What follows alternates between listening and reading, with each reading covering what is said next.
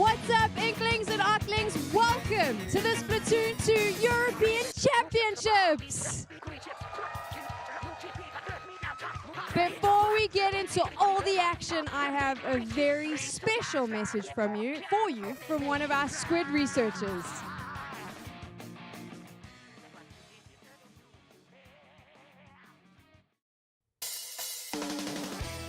Bonjour! 皆さん、こんにちは。理科研究所の研究員です。スプラトゥーン2ヨーロピアンチャンピオンシップ決勝大会のために、ここパリの会場にお集まりの皆さん、ありがとうございます。そして、ライブ配信をご覧の皆さんもありがとうございます。昨日行われた試合はお楽しみいただけたでしょうか。残念ながら8つのチームが敗退となってしまいましたが、どのチームも素晴らしい戦いぶりでした。勝ち残った4チームのうちどのチームがスプラトゥーン2ヨーロピアンチャンピオンシップ2018、2019の勝者に輝くのか、本日の準決勝、決勝がとても楽しみです。さあ皆さん、この大会の最終ステージを一緒に楽しみましょう。そして勝ち上がったチームの皆さん、頑張ってください。一人一人がベストを尽くせるよう私も応援しています。それではアビエント。Como arigato gozaimashita, Nogami-san. Are you ready to see some of the best Splatoon 2 players from Europe battle it out on this stage? 12 teams qualified to be here. Yesterday, they played in the group stages. They were split into 4 groups. The winner of each group is going to be walking onto the stage for your semi-finals, battling it out to make their way into the finals. Let's chat a little bit about those teams now. Our reigning champions are back. Back Squids is coming back. They want to defend that title. They are the favorites for the competition, but there's another team that has home soil advantage. Alliance Rogue from France is coming in here. They've got the crowd. They've got the support. If anything, they can potentially cause an upset and beat back Squids. There's also another team that could cause an upset, the Dark Horse, if you like. They've already taken out fan favorites Team Mako in the group stages. They are, of course, the Nordic team, Impari Gang. And finally, see, they got a little bit of support. Finally, though, these are the underdogs because we don't know a lot about them. But if anyone's going to shake things up a little bit, it is, of course, Polarized from Spain. Those are your 4 teams, and they are all battling it out to be called the Splatoon 2 European Champions. On top of that, they want to take home the Splatoon 2 trophy next to me. They want those winners' jerseys, and they want these really sick gold Nintendo controllers. Can you imagine taking one of these home? I definitely want one. Maybe I'll steal one quickly and just run backstage. None of you saw anything, okay? It's now time, though, to get into the action. Our first semi-final, I'm going to chat a bit about both of these games. They will be best of 5s. When we move into the final, we'll have a best of 7, and we'll break that down a little bit more. But I think it's time that we get the teams on the stage. What do you think? Please make some noise and help me introduce from Spain, it's Team Polarized.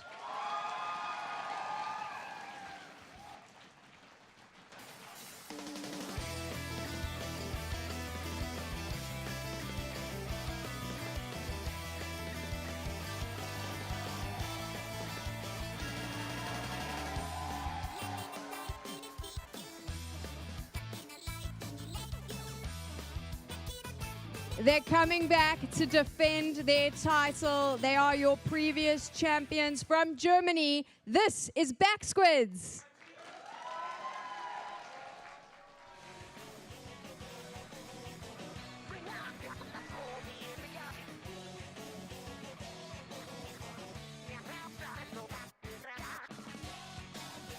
While our teams warm up, we're going to make sure that we don't miss a single drop of ink. So I have an incredible shark casting team joining me now. It is your Splat by Splat commentator, Bowie, and he is joined by a previous European champion, professional Splatoon 2 player, Wasdom. They're in the commentators box. Gents, let's have a little chat here about this best of 5 format for the semi-finals. Walk me through the modes and the maps that we're going to see played. Thank you very much indeed, Tech Girl. My name is Bowie, and I'm of course joined by Wadsum here in the booth. The crowd is absolutely electric today. It's great to see. As we've mentioned, two fantastic teams coming up onto the stage right now. Reigning champions, who I know that you've played with as well in the past, and obviously Polarized. I mean, we're looking at the teams here. First of all, we'll just quickly go through the teams and then have a look at these maps and modes. The back squids consist of Echo, Margin, Kaito, and Ben, who, as we've known, have been incredible players across the board. Echo, specifically, you were mentioning yesterday, is a force to be reckoned with. Such a stoic and brilliant leader for the entire team, and that's what makes him so good. Yeah, especially on his role, the Charger, he just brings so much structure into the game, and having a Charger is just so safe in an environment like this. Like, if someone can make a difference on back splits, it's him. Like, if he gets the impact plays, if he just hits the shots, that can win them the entire tournament here today. Sounds good. On the other side, we have, of course, Polarized, consisting of Lewis Boo, Anto, Loki, and Roderick. And yesterday we saw Roderick play a lot of great Splatoon. Really influential across all of their games that they played yesterday. So it's going to be interesting to see what they can bring against the reigning champions. So let's have a look at these maps and modes and Wadsum. So what are we going into for game one? Yeah, first game, it's Blitz, New Albacore Hotel. This is one of those maps where it's really hard to push to the basket. Like, there's only 3 ways to push there, and 2 of them consist of grids, so you can only walk over there. You can't really swim through, so you're really exposed. It's really hard to push in there. And this is one of those maps where it's a really slow-paced map because you can't really force pushes that much. Yeah. So it's going to come down to like those like set pieces and that pushing together and those like waves of pressure. The completely opposite of Makomard yesterday. We saw only KOs on this map on Blitz since it's so easy to push to the basket, but this map is the complete opposite. So we can be excited what the teams have prepared for this map to actually crack the defense. If you are just joining us and maybe not so sure on the specifics of something like Clam Blitz, it is a newer mode, so some people may not know so much. The idea is to grab as many clams as you can. If someone grabs 10 together, they'll get the power clam. Throw that to an enemy like point, which it looks like a big ball. It breaks and a basket appears. Throw the clams in and get even more points, and obviously get that the 100-point KO. So it's one of those ones where it's like a 2-part kind of game. You've got to collect everything and get that map control, and then press into that main area. So that is our first game, and then if we game 2, we're going to be going over to tower control on the reef. So the reef, being that the beginner stage, we had it for so long. It's one of the smallest stages, so aggressiveness is really rewarded here, small spaces. And both of the teams have pretty aggressive lineups. Like, Echo is one of the most aggressive chargers we have out there. But also looking at Spain's side, they have 3 Slayer players here, offensive players. They need to flex to a support there. I'm curious to see who's going to do that. But yeah, I mean, that's the thing. When you have a team that's kind of comprised of one kind of like play style, you need to try and flex. As you say, flex around that, but also be very, be a little bit adapt as best as you can. But as you say, this map is going to be one where a lot of aggression is going to really play into their hands. I guess everyone's going to be very well experienced with this map, and we'll see what they can bring out. As for game 3, we're looking at splat zones on Moray Towers. Moray Towers, it's the complete opposite. It's one of the biggest maps in the game. The most vertical one. Maybe not a fan favorite, but some hate it, some love it. I mean, on this map, especially splat zones, you can push up a lot to the spawn and just lock out the opponent pretty much, because it's such a long way to get to mid. So pretty exciting, long range weapons excel there. Let's see what they bring up. Those are, of course, our first 3 matches. It is a best of 5. So if we do have to push further forward, we will be seeing we'll be seeing a couple more modes in Rainmaker and Tower Control, and we'll get to those if they become relevant. But it is a best of 3, and we want to see that game 5 as well. Totally. So that's how it's looking up here, Sam. How are things on your end? To Tech Girl. Is ready for some action. Our teams are ready to start playing. We have back squids taking on Polarized in our first semi-final of the Splatoon 2 European Championships. They are ready. Let's have a quick chat as we go into game. Gents, tell me a little bit about Polarized specifically. We keep calling them the underdogs, but in all fairness, they had a very easy run to the semi-finals yesterday during the group stages. Yeah, I mean, easy is one of those words that we. I mean, it was one of those games. Like they had perhaps they had no of the major obvious top seeds, let's say, quote unquote, in their group, but they had great resistance coming out from the Portugal's, the Portuguese team. Excuse me. Yes. So they had to fight very, very hard to get out of their group, but they didn't have one of those top seeds to overcome. But as we were saying a bit earlier, Roderick specifically, as was playing very, very strong for their team and was putting in some serious work. And the audience getting excited as we're jumping into our first game. So here we are, your first semi-final of the Splatoon 2 European Championship here in Paris. It's Backsquids versus Polarized.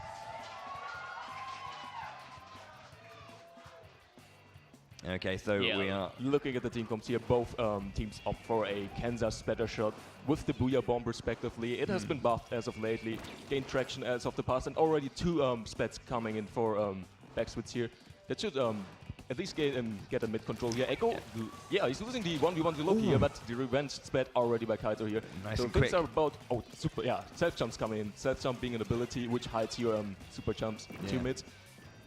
Trying to play with maybe a little bit few of these extra skills just to maybe confound their opponents. Anto looking for a splat here and there, but unable to actually confirm their splats back and forth from both teams so far. Nothing major in terms of getting huge control and pushing forward. Margin on this lower side, though, just trying to pressurize the opponent across this grate, which, as you say, you can't swim over, you have to walk, which makes it hard. Ben on the far side.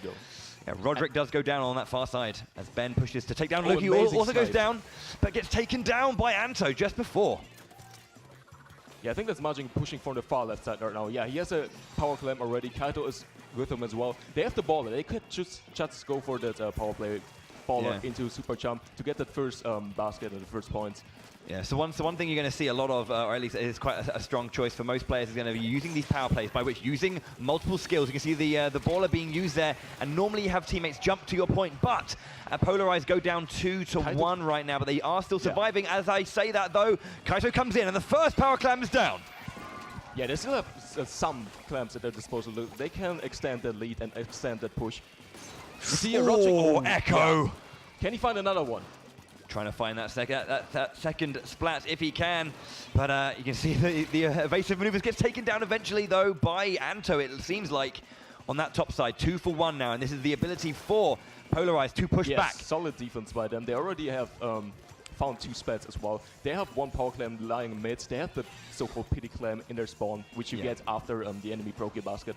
So they have a good clam economy right here right now. Yeah, so they have to be careful, though. You can see Echo just waiting on that far side, being a very strong defensive force. And it's three Inklings down for the side of Polarized. Excuse me. That's effectively a full wipe. So yeah, Backsquids in full control of the mid area. They have some clamps themselves right now, but they don't have any specials yet to push in. Yeah, they get the baller now. Margin on the far top right side. He's going for the baller, gets 1 splat already. He's pushing in. That might allow for the jump, but no. Yeah, Ben going left side. He was, no one was minding him since, Margin was just distracting all of them. You can see Echo here just scary now. Yeah, Echo here just being again a scary point on this top, unable to be taken down, just holding point for his teammates who are able to jump to him every single time. And then you can see they're just taking down the opponents once again. 2 for 2 now. Can they get any more clams in? No, they can't. 31 points is going to be the score for now. Polarized have to make some kind of play into this game soonish because we're running out of time. They're stabilizing, but it's really up to them to get that mid control now to set up the next push. Ben is still there. Anto finds these splats though. Echo already setting up on the grids on the far right side. Yeah. Roderick here trying to make as good play as he can. Sees that he's being focused down by Echo. Gets out of the position. You can see Roderick trying to cross this grate if they can. Trying to find that pressure. Takes down Echo. And Roderick's through. There's Bendo. And out comes the bubble blower. Split, but it's still a 3v2. Oh, misses the throw. Loki grabs it again though. Can he get? He does get that first points on the board for Polarized. But that's a push now. They still have some clamps. They need to get the splats here. It's a 3v3 right now. Loki finds the splat on Kaito. Anto, can he get Margin as well? Does go down. This is very good right now for Polarized. They're fighting back. Spawning right next to them. They can extend the push. Yeah, that's scary. It's only Louis Brewer alive right now, but that is a really strong push. That is a really strong push. 44 still have now. 1 minute left, so this is still even, like, yeah, Backsquids are in the lead, but yeah, the Spanish team can take it at any time. Good strong pushback from Polarized, showing that whilst we do have our champions in the German squad, the Spanish, the underdogs, still showing that they have the quality to be here. Roderick escapes back to safety. You can see the Stingray coming out now from Echo. That back line so strong. Margin walking over the grates to get to that central point. Yeah, Backswitch has good mid control right now. So the Spanish team might need to invest specials to actually push back the mid. Actually, Backswitch is going for a pretty aggressive play here, using specials to even get to that, to get another push in. But yeah, it seems like Margin is completely wrong on the right side. Can he be stopped? I think he's gonna get the clamp, but I don't agree with this play, because all it does, you can't really follow up with any clamps. They're getting wiped eventually, and they're just giving the opponent another power clamp, allowing them for a good overtime, potentially a push to win the lead. Indeed, barriers back up, and here is overtime. Loki has got the power clamp. He has to make a move. Kaito is waiting on that far side as well. Echo got already a split there. That's super important. Yeah, like we see on the top, they're close to getting that ball already. Roderick, though, going in there, taking down Echo, but gets taken down himself. Loki's the only one left alive. That's the full wipe. Yeah, that should be the game for Backswitch here. They're not going to be able to get back to that power clam. And first game going over to Backsquid, the reigning champions, opening up that semi-final in emphatic fashion. I mean, looking back at yesterday, Backswitch just had 4 KOs in 4 matches. And now it went to overtime, so it really shows that, yeah, we're on a different level here now. This is the best of Europe, so... Polarized did do a great job of having that counter push and bringing it all the way, to a 13-point difference. Yeah. That was very, very strong from them, and they managed to get splats here and there. And whilst there was that almost melee, that maelstrom of action going on by the basket, they managed to get splats whilst also throwing in the clams when they could. It was good multitasking from Polarized, but the eventual strength of Backsquid was too strong. They fended off that push, and then finally managed to get that push back. And that was the end of Polarized campaign in that particular game, but it was a good start from them. Some more maps up here. We are heading to Tower Control the Reef. Like we mentioned before, small mech aggressiveness is rewarded here. Both teams are kind of known for their aggressiveness. Yeah. So it kind of comes down to who individually outplays who, especially in the front line. Yeah.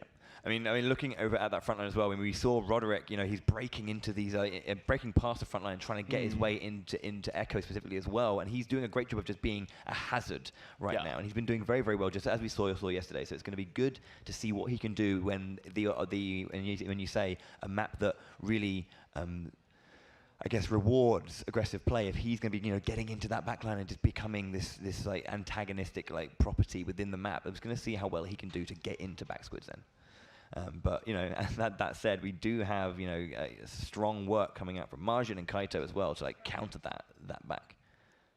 But no, as you say, tower control, bit of a different map as well. We're going to be having to ride that tower all the way through those checkpoints, and it's one of those games that may feel like it is a little bit slower pace than something like say Rainmaker or whatever. But it does, it can kind of run out. But we're jumping into game 2 now, and we're seeing the Blastron side of Polarized here.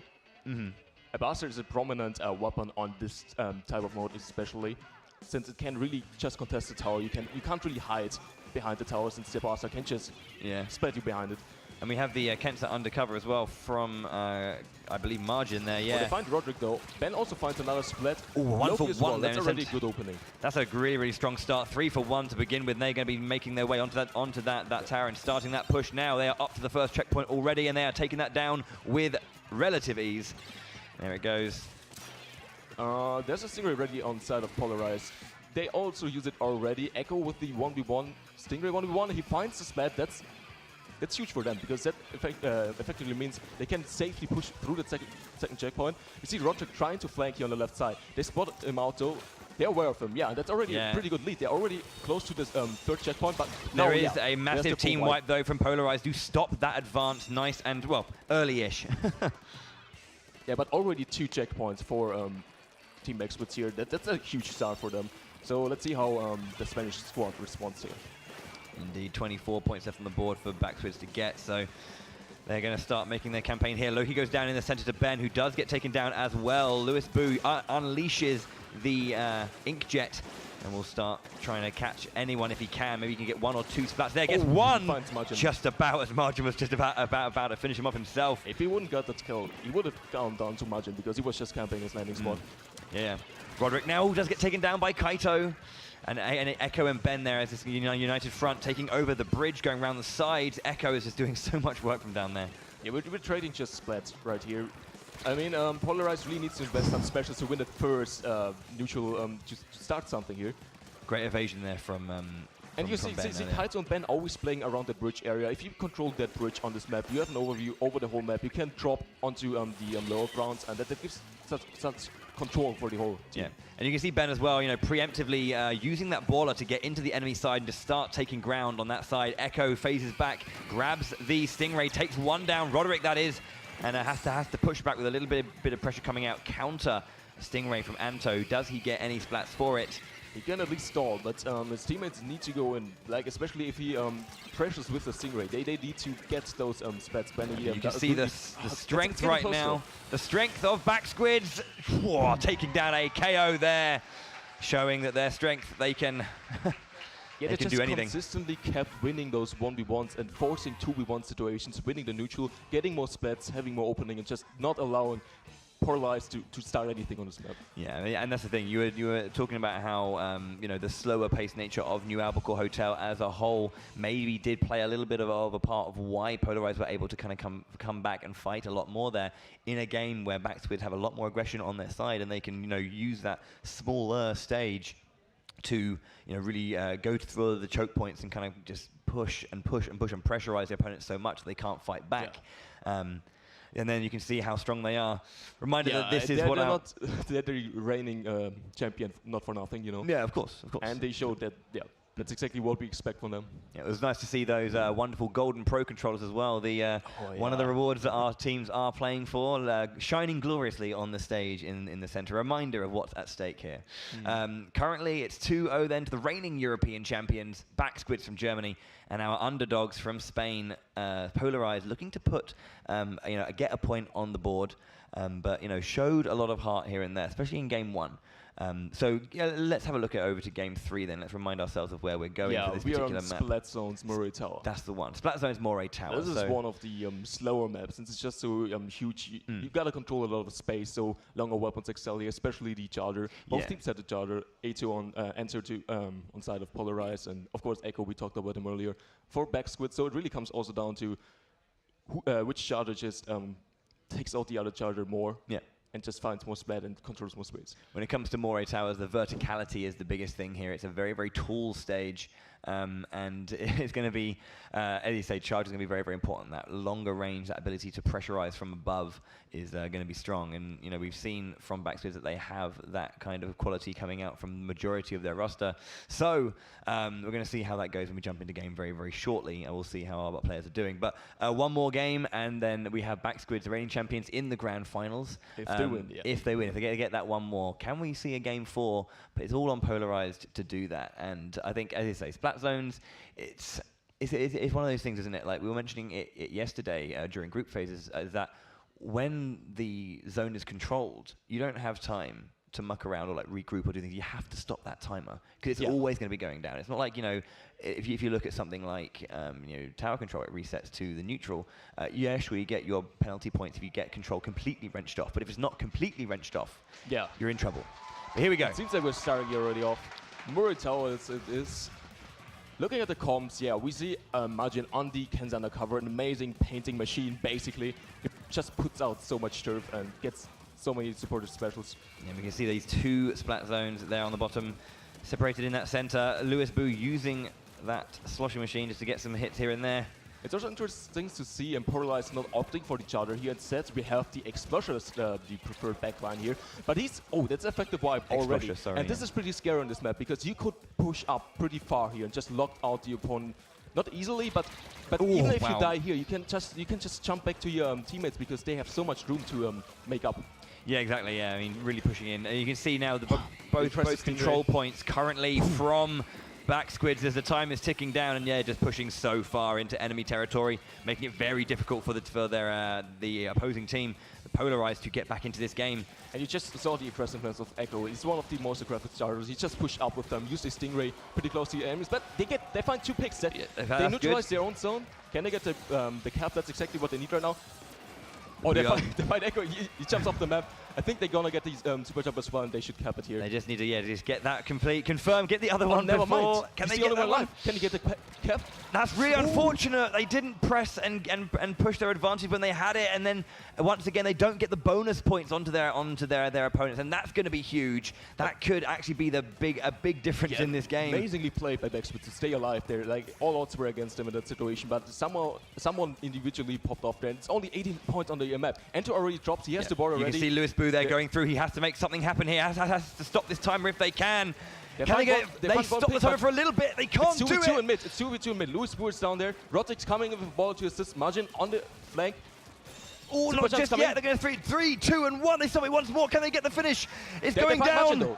They get a turnaround. What a huge counter attack there. Now they got 3 more minutes to do the comeback here. Ooh, that was important. They've now got a huge buffer. And they find Echo as well. Like finally they're pushing up here. This could be the start of something. Lewis Boo trying to pressurize on that far side. You can see they're doing what Backswitch are doing previously, trying to push up as far as possible, make it difficult for them to do anything. Already. Lewis Boo trying to push up here, finds Margin. Amazing play by him. He might go down to Kaito though. Trying to stay alive. Touching everything though. Absolutely moving like a Quicksilver right now. Beautiful Echo movement. finds Rodrik though, but yeah, it's effectively a 2v3 right now for Loki. But if Loki can find the spot on Echo here, gets taken down but now. Look at the timer. They got close to taking the lead here. I mean, we are still 2 minutes in the game, so everything is possible as of right now. So currently we do have the timer ticking down back on Backsquid's side. There is 2 main points left, but these penalty points are going to be in charge. And again, they've given themselves a little bit of breathing room here. Spot out Ben. They get 2v1ing him. Nice flank That's the opening for them to push back again. They almost have a Booyah Bomb here. Yeah. Uses it immediately. Probably just pressuring their zone. Yeah. Takes away the timer for a little moment. Gets one though, space. They get a second one. Kaito mid kind of exposed. Can they find him? Yeah, double splat there. No. Loki pushing forward once more. Can they get any pushback from this? Only Kaito alive on the far left side with the machine. They have to be covering this ground. They have to have both to get that. They also can't allow Kaito to just stay there to get the jumps back. I think Kaito wisely retreated there, so they can push up again to try to lock them out. Great stuff from Polarized now, pushing back into their own deficit. But Loki already goes down, I think, to a bomb, just, being thrown down to snipe. And that's the armor, that's the push Backswitch is looking for. They also have the ball already, but Echo goes down somehow in the backline. Yeah. So if they can stop Ben here, Ben finds one pick, but counter baller popped here by Ento, I think. Yeah, I mean, you can see and now it's been pushed back onto the side of Backsquid. It's so back and forward now. That first push being the main difference, though. Rodrik is still in there, though. He's getting called out. I don't think he can. Yeah, he tries to jump out. Unfortunately, he can't do so. But his teammates already pushed back quite a bit. But Ben is flanking him. They're kind of staggering the cursor now. And that's not exactly what Polarized wants, because as you look up, that's only 30 penalty on there. You see there, though, Lewis Boo getting 2 hits. Effectively 2v2, Rodrik dropping on left side. Yeah, they're also jumping in, but I think, they need to regroup a bit more. But now kind of the timer is playing against them. Rodrik tries to buy some time. He needs to stay alive, allowing for super jumps, then just kept one zone to stay alive here. They're in control of their own zone, but they go on one. This could be rough. There's our last point there, and they can't see it through. Backsquids, they advance to grand finals just like last year, and they're in to win this one again. Nice 3-0 there from Backsquids, indeed. They a well-fought game there from Polarized. They did great jobs to stay in the game as much as they could, but Backsquids showing their pedigree and reminding the Spanish why exactly they are the reigning European champions. But there you have, Backswitch did a great job. You could see, we were talking about how these slower paced games are maybe working in favor of Polarized, able to just kind of maybe stall out a little bit more. And then their first counter push was very impressive. Yeah, they almost they got it down to like 20 points or so. That's not far from getting the lead or KOing even there. Yeah, especially how quickly the time and points can tick down when you're like not quite aware of them. They're like, oh, actually, there's like 15 points have gone in just a second, it feels like. Yeah. Especially when there's so much action going on and you're just trying to deal with so much.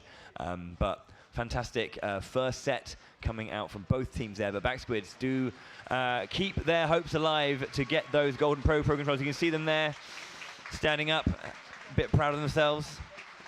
Happy with that one. But the Spanish did put in a fantastic showing today here in Paris. Yeah, just getting to that stage. I mean, they had to battle through their regional tournaments like taking out all the top contenders in their country, then also coming here to the European Championship, getting through the group stage, taking out other reigning champions of the respective countries. Yeah. And then obviously managing to qualify actually in the group stage as well, beat out other champions of other regions and make it to this wonderful stage. Congratulations to them for making it this far. They will obviously take home, I believe, joint third, I believe, with the other loser of the other semi-final. But top 4 in Europe is not much to sniff at. It's a pretty good result. But what we'll do is we'll throw it over to Tech Girl on the stage to have a quick interview with the back squid. Tech Girl. We have our first finalist for the Splatoon 2 European Championships. It is Back Squid, and standing with me right now is Echo. We get to have a little chat to him about that game. A very clean, calculated win, impressive. Tell me though, in map number 3, it seemed like Polarized might have a chance to claw it back. Yeah, I mean, basically we had the chance to KO, but we kind of overextended and were too greedy for the kills and just maybe threw it a bit. But just one more thing, it's Kaito's birthday today, so, well, Should we sing a little happy birthday for him? Okay, 1, 2, 3.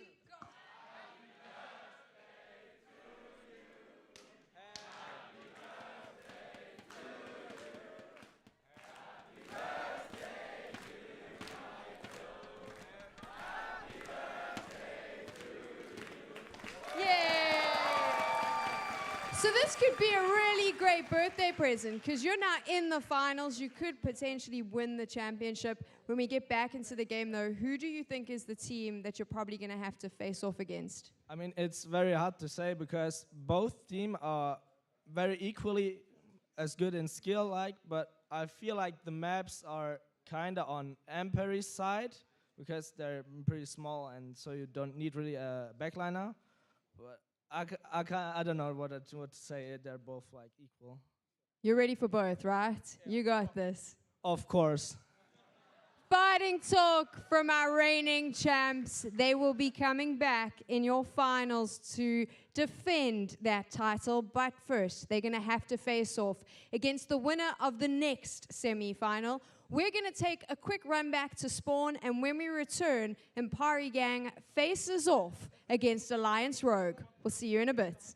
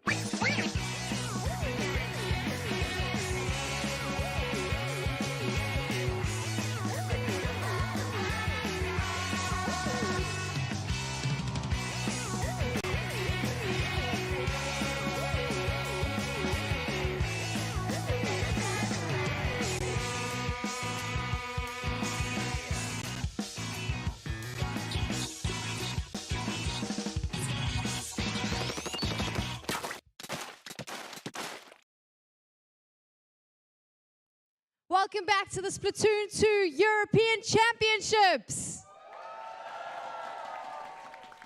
We had 12 teams competing yesterday in the group stages. We've narrowed them down to 4. They were competing in the semi-finals. We already have our first finalists, last year's champions, Backsquids. We just saw them make the finals, and now we need to find out who joins them. Are you ready for our second semi-final? We have a packed audience here in Paris, France, so I'm going to ask them to make as much noise as possible to welcome the dark horses in this race. It is the Nordic team, Impari Gang!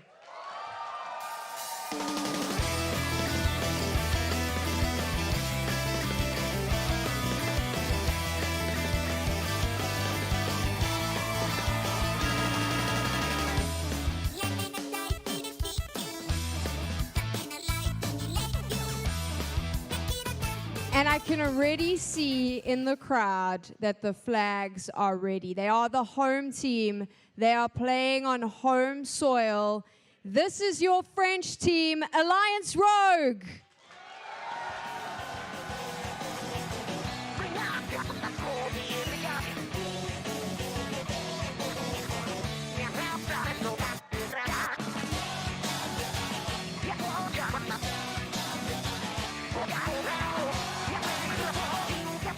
Fat Cat making sure that he makes an appearance as well. I want to know, because we have this entire crowd here in Paris with us watching all the action live.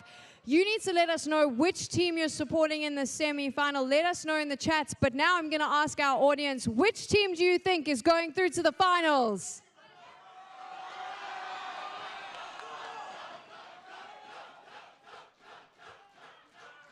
They've made their decisions. You need to make your decisions. But I'm now going to chat to our casters, Bowie and Wasdom. Gents, I want to know from you, we mentioned here that Impari Gang was the dark horses, if you like. We've also mentioned that Alliance Rogue had a really fast run in the group stages yesterday. Walk me through the star players on either of these teams and why they both could potentially cause a scary risk for Backsquids if they make the finals.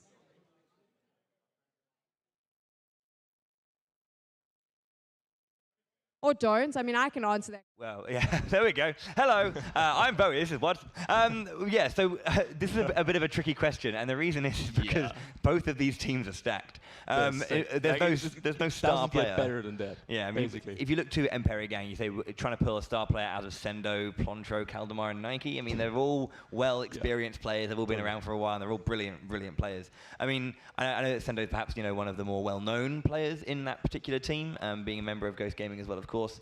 A very, very strong international team here in Europe. Yeah, you mentioned Ghost Gaming. Like, we have 4 people of Ghost Gaming playing in this tournament, in this match particularly. And also, like, their biggest rival in the European scene, Kraken Paradise, like, also the top contender for the scene. There's also 3 players playing in this match right now. So it doesn't get better than that. They know each other pretty well. So they're basically playing against teammates right now. So. Yeah, I mean, looking onto the other side, obviously Soren's a well-known player. Kiva, Urtza, and Gray as well on the side of Alliance Rogue. I mean, I've seen Kiva play for a few years as well, and he's always been impressive whenever he's shown up. So it's hard to say who's going to be the star player for each of these teams, just looking at it. But I've always been, at least on Emperi Gang side, I've always been interested watching Nike and Plontro. Yeah. I don't know. Slosher. Yeah, team. they just work so nicely together as well. They're kind of like Wargroove Pikemen, you know. They're in like adjacent squares. And they just go in and do so much damage. So it's just good to see. It's really hard to play against. Yeah, that's a sure. nightmare. Oh man, yeah, it's one of those hard ones. We were discussing a little bit earlier as well, Watson. We were thinking like, who do we think between these two teams is going to win this one? And I was thinking, I mean, I don't think it's going to be a 3-0, absolutely not. No. But I think my own personal take is I'm going to back. I mean, I'm not going to make any like. I'm not going to put my money on this, but it's like, Emperi Gang, I think that they've got something very good here, especially when we're looking at those maps and modes that we were looking at earlier. Yeah, like Emperi Gang doesn't play with a backline. Meanwhile, Aliens Rook, they actually flex to a backline. Soren's going to play backline today. And some of those maps, they favor also non-backline comps, so it's kind of in favor of Emperi. I think Echo also mentioned that as well. Pretty close range map, so long range doesn't excel that well there. So, but still, if I would need to make a prediction, even though it's super close, it can go either way. I would give the edge to the France team. Okay, well they are on home turf, and they do have that home field advantage. The crowd obviously going nuts for them, which is lovely to hear. They want to get that revenge set against Backswitz. Like last year, they were so close to taking the whole thing. They just fell short to Backsquid, so they want the revenge against them. Yeah, it's always nice to get a little bit of revenge against the players who beat you, but man, this is going to be an electric match for sure. It's going to be crazy. Just let's have a little look at this. So we've got, as you say, Clan Blitz on new Albacore Hotel, Tower Control on the Reef, and then Splat Zones for Moray Towers. I think we're going to see a Game 4. And so I think, Game 4 is looking at Rainmaker on Blackbelly Skate Park. Yeah, Rainmaker, we haven't seen that mode as of yet. It's like one of the most fast-paced modes. It can go either way. Like one team wipe is enough to get such a good lead that you can just win the whole game off of it. And Blackbelly Skate Park is also one of those maps, which is pretty a pretty small map. You kind of don't have that much room to maneuver around, so a lot of interactions going on there. Also, aggressiveness is again favored on that map. And if we are lucky enough to get a Game 5 though, we would go over to Tower Control again, this time on Piranha Pit. Ooh, okay, yeah, sure. So obviously the tower likes to hover over that dead space in the center, which makes it very hard to kind of like get onto and then push. It was really intriguing. This is one of the most outstanding tower maps, like one of the most unique ones. Yeah, so you can see the Nordic team there, mostly from Finland, I should specify as well. Obviously, the Nordic's made up of 4 lovely countries: Denmark, Finland, Sweden, and Norway. But the Finnish team was the one that came through. I think there was one team that had like one Norwegian player in there as well. So that was a really fun finals. Reminder, obviously, that all these teams did come through their own regional qualifiers and did have to beat out everyone in their own country to get to this point. And they all had their own heartbeat and breath when you go there. They all felt so unique and so different, and that was what was lovely to see and be part of all of these events over the course of the year. The wonderful thing about the European Championships is that we're bringing so many different countries, so many different cultures together, all to celebrate one lovely game. Totally. And it's great to really kind of do that together.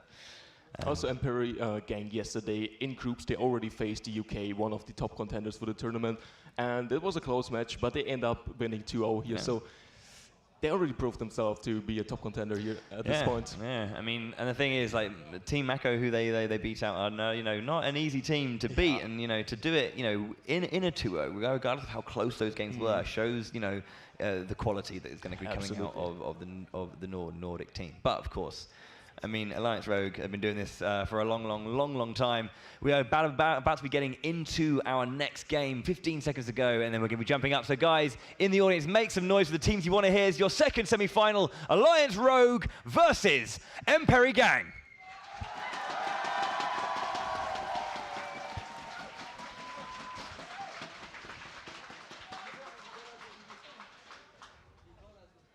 And then there was silence.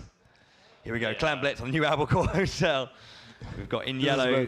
We see Sendu already on the Tentarbella and Gray doing the same. The Tentarbella being like the most... You can push so well with this weapon. The giant shield, the bubbles, which it also has. Especially on this map where it's so hard to correct the defense, when you have to push over those grids, it just comes in super handy. And yeah, they're really going at it the Umbrella immediately starting off. But he's getting Sendo does go down. Yeah. It's 2 down. 2 down on the side of Emperi Gang as Alliance Rogue will now be pushing their way forward. But Nike finds Urza, but Gray somehow sneaks in already. He can save himself with the umbrella. Can he confirm the kill here as well? Oh, he's getting saved by Sendu. Gray That's staying amazing alive. 2-1. Like, this is already starting off great. He was just holding so much time and space for that. He was 2v1, but he wasn't going down. He was just getting so many resources on his attention. Very good stuff. Yeah, Urza already finding the next opening pick here. Sendu also dropping into mid already. He can't, and also Blunder's there as well in the baller, but I don't think he can survive when there's like all 4 of them. So many.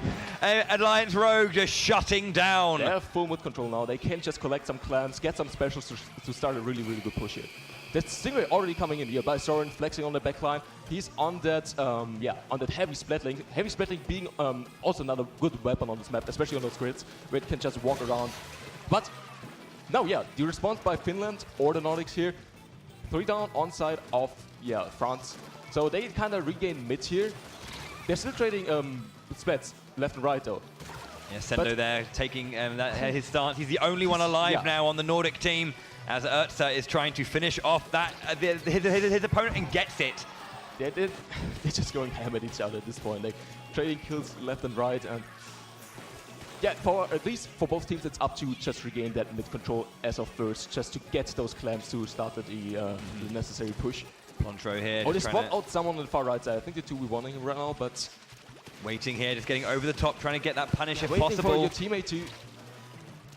There's pressure coming out. They find Soren now. Yeah, Soren goes down, so immediately responding with Splat for France. Caldemar being it's just going back and forth right now. Like in the 2v1, couldn't get that finish off. Kiva here, maybe going to get that 2v1 success, but manages to survive and push back. Caldemar is being pushed around the map completely as Pontro goes down, and Gray on the far side is having a 1v1 with Sendo. The Brella action once more. Out come the bubbles.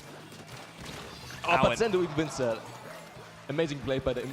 But at this point, I mean, they've been kind of trading splats left and right for like half the match already. And it really comes down to which team can just coordinate their specials and their team play better at this point to just get more splats to, have an opening. And it seems like Finland is about to, they also have the bubbles.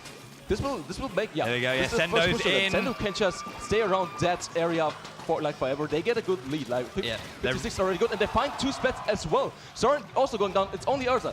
He needs to find the splats. Oh, that's a full wipe. A full wipe. Can they get any more? There we go. Is jumping in with plants. He's gonna keep that push alive, and that's exactly the push they were looking for. Since this map is so easy to defend, it's so hard to crack as a pushing team. So even if they get shut down with the push, that's still an amazing lead. They took there a little bit of time to get going. They're finding splats here. The ball as well. Oh my word! Emperi Gang after a great play. What a statement on this map. Like, they just played a KO them, and you can't ask for a better start than that. That was so quick. As Sendo's smiling at that one. Pontro quite stoic as always, but Alliance Rogue has had a strong start, and they were all over Emperi Gang, but Emperi Gang just waited and waited and waited. They found their moment, they dug deep and went, you know what? Let's start playing this game now. you know, you're in semi-finals. Welcome to the way we're going to be playing. Alliance Rogue had a good start on the back foot to begin with, though, as Sendo and crew really just, you know, battened down the hatches and I mean, that first game, it was on 50, then suddenly it was over. I was like, all right, sure. GG, but you can see how close together, like skill-wise, they all are. Oh, like yeah. 2.5 minutes, like half the match, they were just trading left and right. And as soon as one team just got the advantage in mid, they immediately took that advantage and just pushed it to a KO. Yes. That's Yeah. at this level, they're unforgiving. Like, you can't give them any opening. And and you can see that quality from both sides, as you were saying as well. I mean, there was that moment when Kiva was doing like incredible 1v2s and just slowly pressing and pushing back the opponent. Kaldemar was like all over the shot whenever Kiva was around, but as soon as they had that, you know, that ability to kind of get into the team fight and get those victories, the push was so strong. And it was great to see the umbrella on umbrella from like, almost like second one. The game started and there was just umbrellas going at each other. We saw that consistently. But Sendo winning out a few of those here and there, but you know, that makes a difference. First game going over to Emperigang 1-0. Doesn't mean it's over yet, of course. I mean, Emperigang still need to win 2 more, and there are 4 maps left to play. So, you know, who knows how it's going to go. Game 2, though, tower control. Yeah, the Reef. I mean, we were on New Albacore Hotel. That's one of the biggest maps in the game as well. Also, Emperigang didn't play a backline. They won't play one here as well on the Reef, but they don't need to. The Reef is like, I talked about it earlier as well. You were right. He's got that smile going. But yeah, I would have favored France for the first match, but you just saw how Finland responded to that, and they can look to extend the lead right now and take that momentum. Yeah, but we're going to be jumping into our second game now momentarily. It's all but over just yet. Game 1 down, Emperigang 1 and Alliance Rogue 0. We're jumping into the second game. It's going to be tower control on the Reef. Let's make some noise for our players, guys.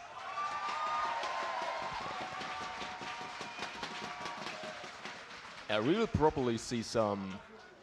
Yeah, I was just about to say, Kenza undercover here on side of Cray. This weapon is just a beast at pushing the tower. You can just get on it, and you basically, you need to thread through the shield first, and you can just distract your opponent forever with the torpedo. You really got to respect that. Sendo already opening up aggressively. The armor on side of France, though, they find already 2 picks. They just waited for that armor and then pushed in after that. That was probably the right call here. Gives them the early advantage early on here. Alliance Rogue, though, getting a very, very strong start. Yeah, they also find Nike on the bridge, so there's no flanks coming in. The first checkpoint already secured for Alliance Rogue here. There's no one flank on the left side as well. Kiva's already...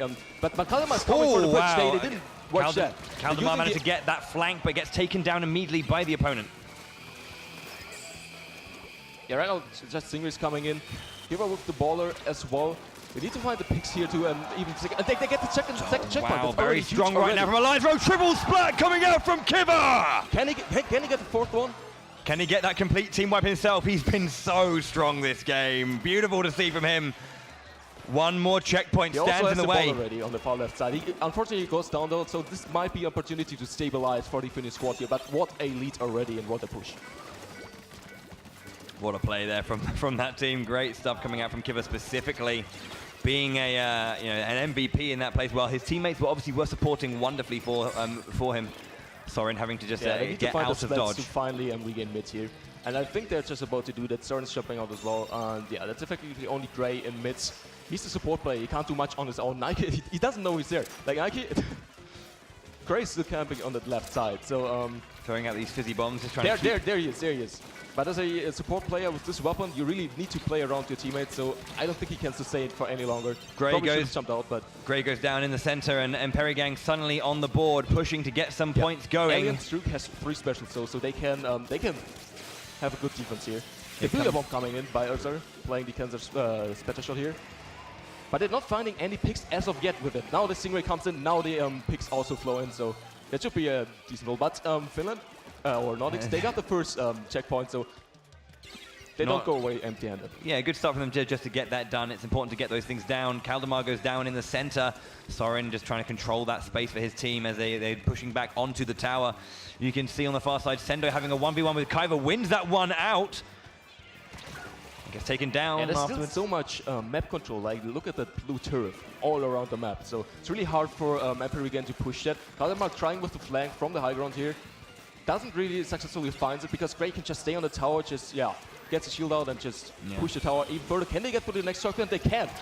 They're getting past it. They're going to be pushing for the finish. This is getting close, but yeah, they found 3 splats, so they should stabilize here. But that's even a better lead for France right now. 2 minutes left on the board. You can see how many resources we've got on the side of Emperigang. 4 specials available now. And they found Urza without even using one of them. A big power play going to be coming out very, very shortly. 1 player down on the side of Alliance Rogue. They don't know keywords on the bridge though. Like, he can just drop on the tower each time. Yeah, Kaldemar pushing back with that baller. Does look at having a 1v1 there. Does go down eventually to Gray with that. Kensa undercover. Yeah, the defense by France looks really clean right now. That's exactly what they need to tie things up here. Okay, Sendo pushing back there. Tries to get a shot onto Urza. Gets that one. Can he get 2? Gets taken down. I didn't see that since, he used that jump. You can't see that even. You gotta get pretty close in order to see that. But yeah, that's exactly what France wants. They just want to trade those splats, which means they're gonna stay into control, and they want to force Emperigan to invest resources, specials, to regain mid, so they don't have them ready once they actually push. Kaldemar on the far side. You can see the duo there of Nike and Sendo pushing forward. Kaiba. That's exactly what France wants. Yeah. And he's getting called out. 2v1 right now. Gray's just, that's exactly how he played, and that's amazing defensive play by France right now. Yeah, Nike now just gets 1 there with the Explosher. Can he get a second one? But they're already 2 down again. I mean, super jumps coming in. They're kind of holding the bridge. It's exactly what they need to, but they need to get rid of Kiver as well. And he just finds the splats in all the situations. You can't find another one. Wow, there we go. Using the baller. That was so close to get 3 again, but there is. Assist, but yeah, that's 3 down again. It's only 30 seconds left on the timer, so it's getting rough for Emperigan. They're also having, the Stingray ready the whole time, basically, for France. So if the Nordics start a push here, they still need to get rid of the Stingray first, and the Stingray can just shut down push on its own. So this is looking pretty rough. They need to find the splats here to get something going. They're investing 2 ballers into that, finding no splats yet. Plantro goes down. As the they timer are on the tower, but Kiver already pushing them. They're in good positions. The Stingray could go up. No. As the actually, timer goes down. As we hit overtime, however, all it needs is for Alliance Rogue to grab the tower, and they do. What a response after that first match. Equalized here. 1-1 between the Nordic and French team. That's exactly what we want to see. So we're going to be getting at least a game 4.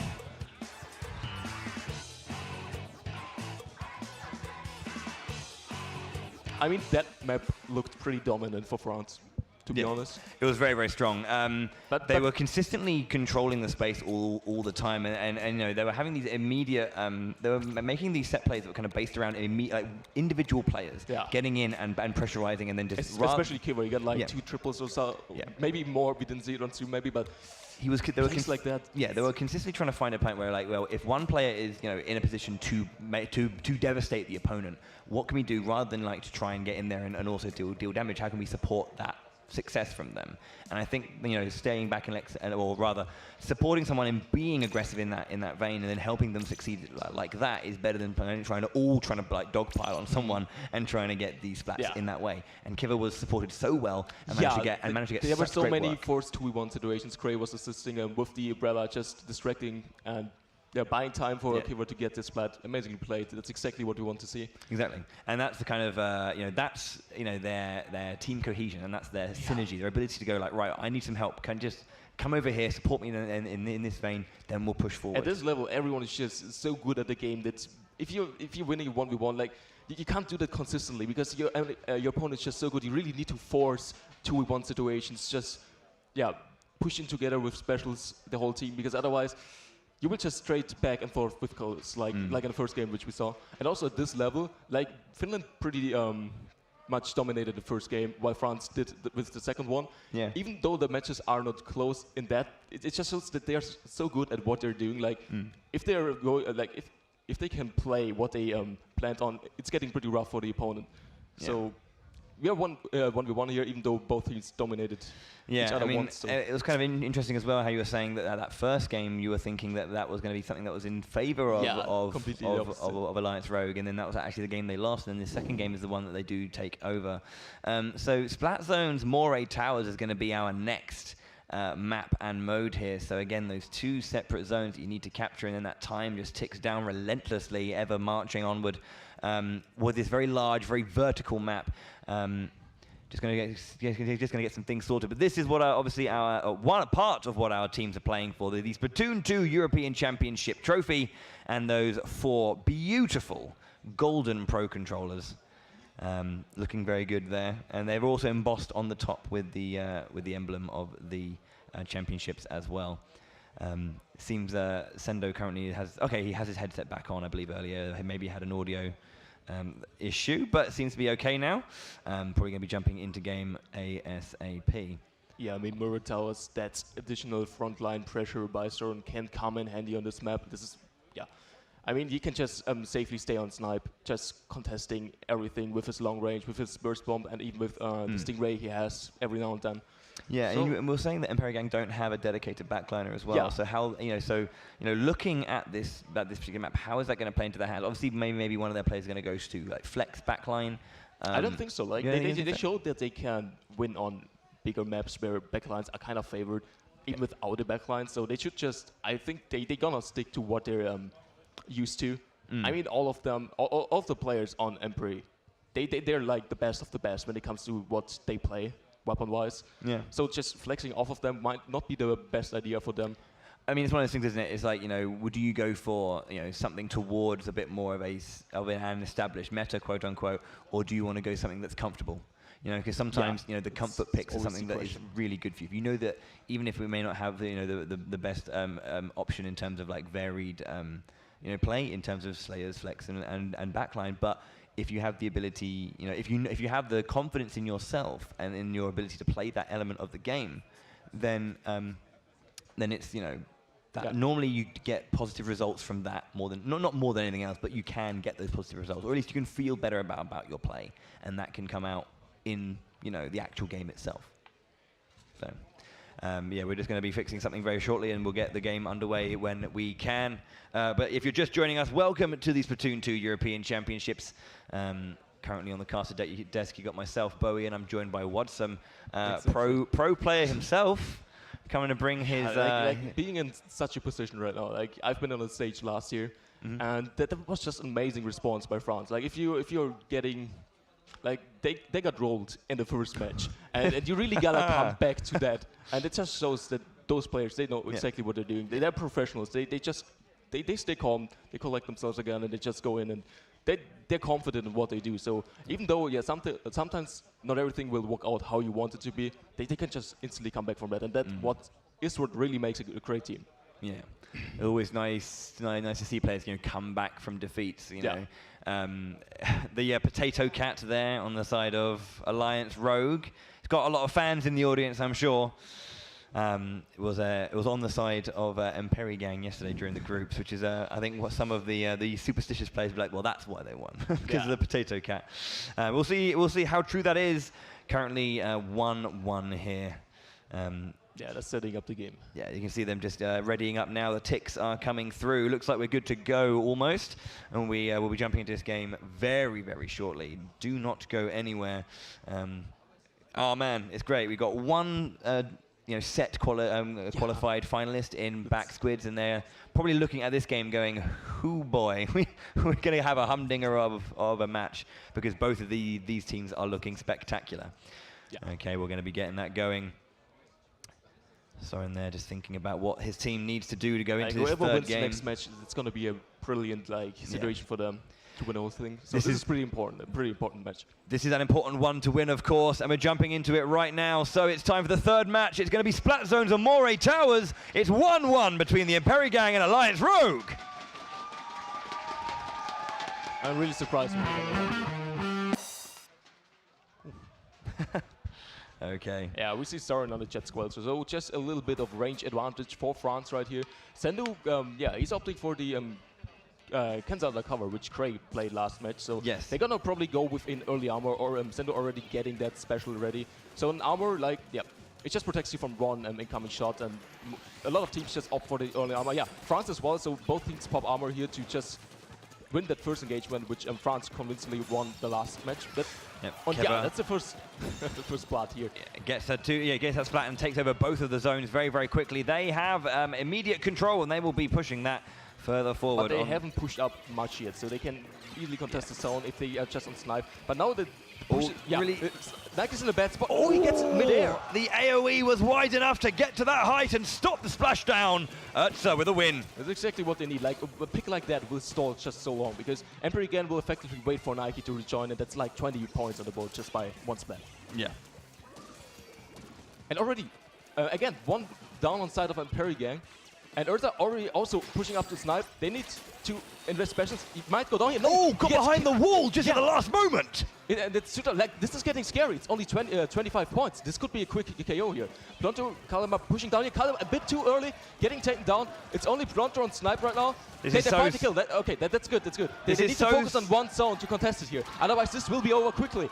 And France is putting everything in. This is so strong right now from Alliance Rogue. Absolutely brilliant work on that first play and keeping that point. It's so need to strong. Find the splats or the cap. Can they find the flats here? The cap. Oh, it's so hard. Super close. One down on side of Emperor again. They find the cap. That's super.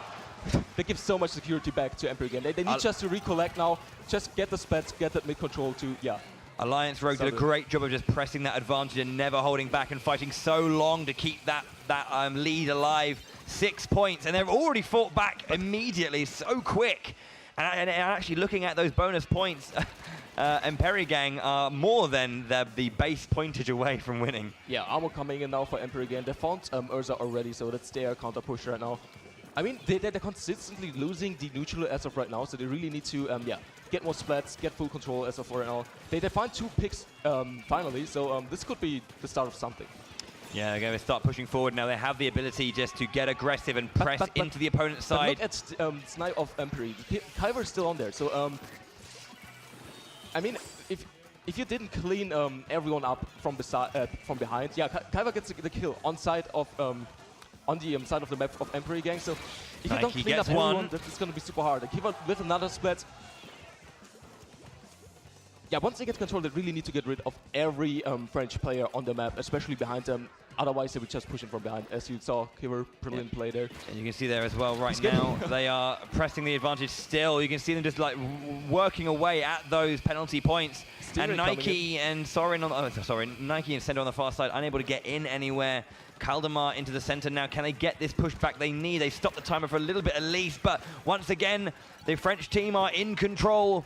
Alliance Rogue just looking to see if they can finish off this game and give themselves the 2-1 advantage in this semi-final. But they didn't get anything out of the 3 splats down. It's so strong right now for Alliance Rogue. At this point, can Emperor Gang get back to the center, or is this going to be all but over?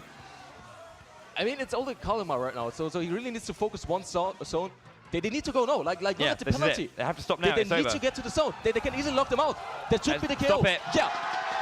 Alliance Rogue did never relent at all in that match. They just turned it like that. Like 2 matches, suddenly they are up 2-1, and they are looking to close this out in the next one.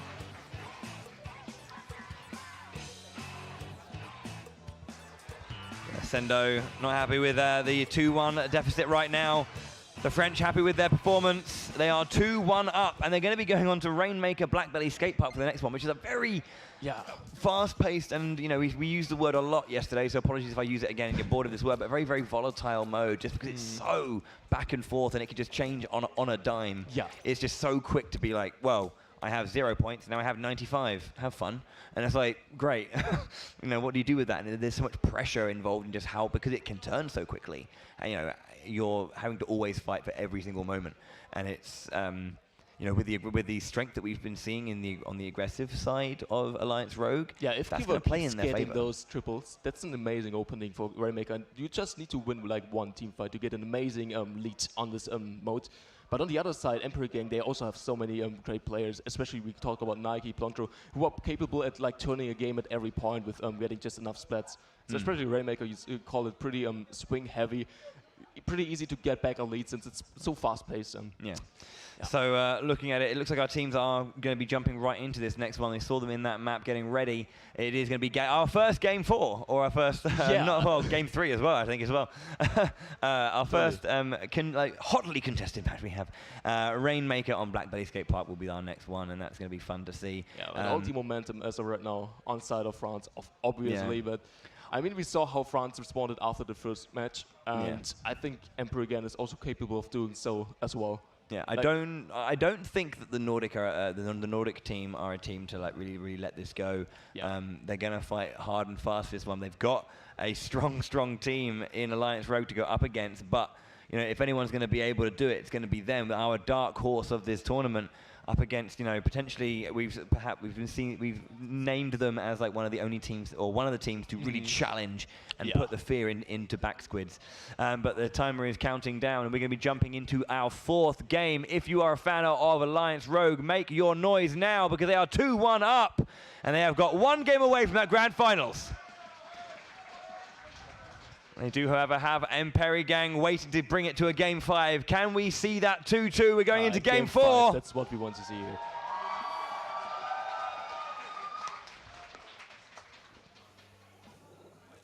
Yeah, we're seeing the Kenza, the Kenza Pro again. Like, Booyah Bomb has been rising the meta as of lately tremendously. Yeah, but just looking at Emperi team's team comp, they're really short range as of right now. So. But I mean, we talked about this map, especially in mid, that those short range weapons, they can really excel here. So it really comes down to who gets the first specials here and the first picks, respectively. Yeah, you can see the Rainmaker waiting. The shield has been popped and just waiting for something to happen. Armor already. Booyah Bomb coming in as well, but no picks as of yet. Kala pushing in. There's one. Urtza gets a splat onto Kaldemar, looking for a second one. That does get there down. Nike goes down. If they can get Sendo, he needs to jump out. Like, he can't contest as he... Sendo goes down. Ploncho got the kill, the spell on the Rainmaker, effectively stalling. He gets another one. Can he escape? Ploncho did a really good job. Yeah, really good completely. That could have been like a lead 220 or something like that if he didn't get that pick on the Rainmaker. Yeah, well done from Ploncho there, just to kind of break through the lines and pressurize the opponent. Gray grabs the Rainmaker and will start making their way forward. You've got the supportive Stingray coming out from the back line of... Also the counter on side of Emperi Gang. They're holding their ground as of right now. Ploncho kind of flanked the Rainmaker now. Yeah, they get the spat on Rainmaker. Only Soren alive on side of France.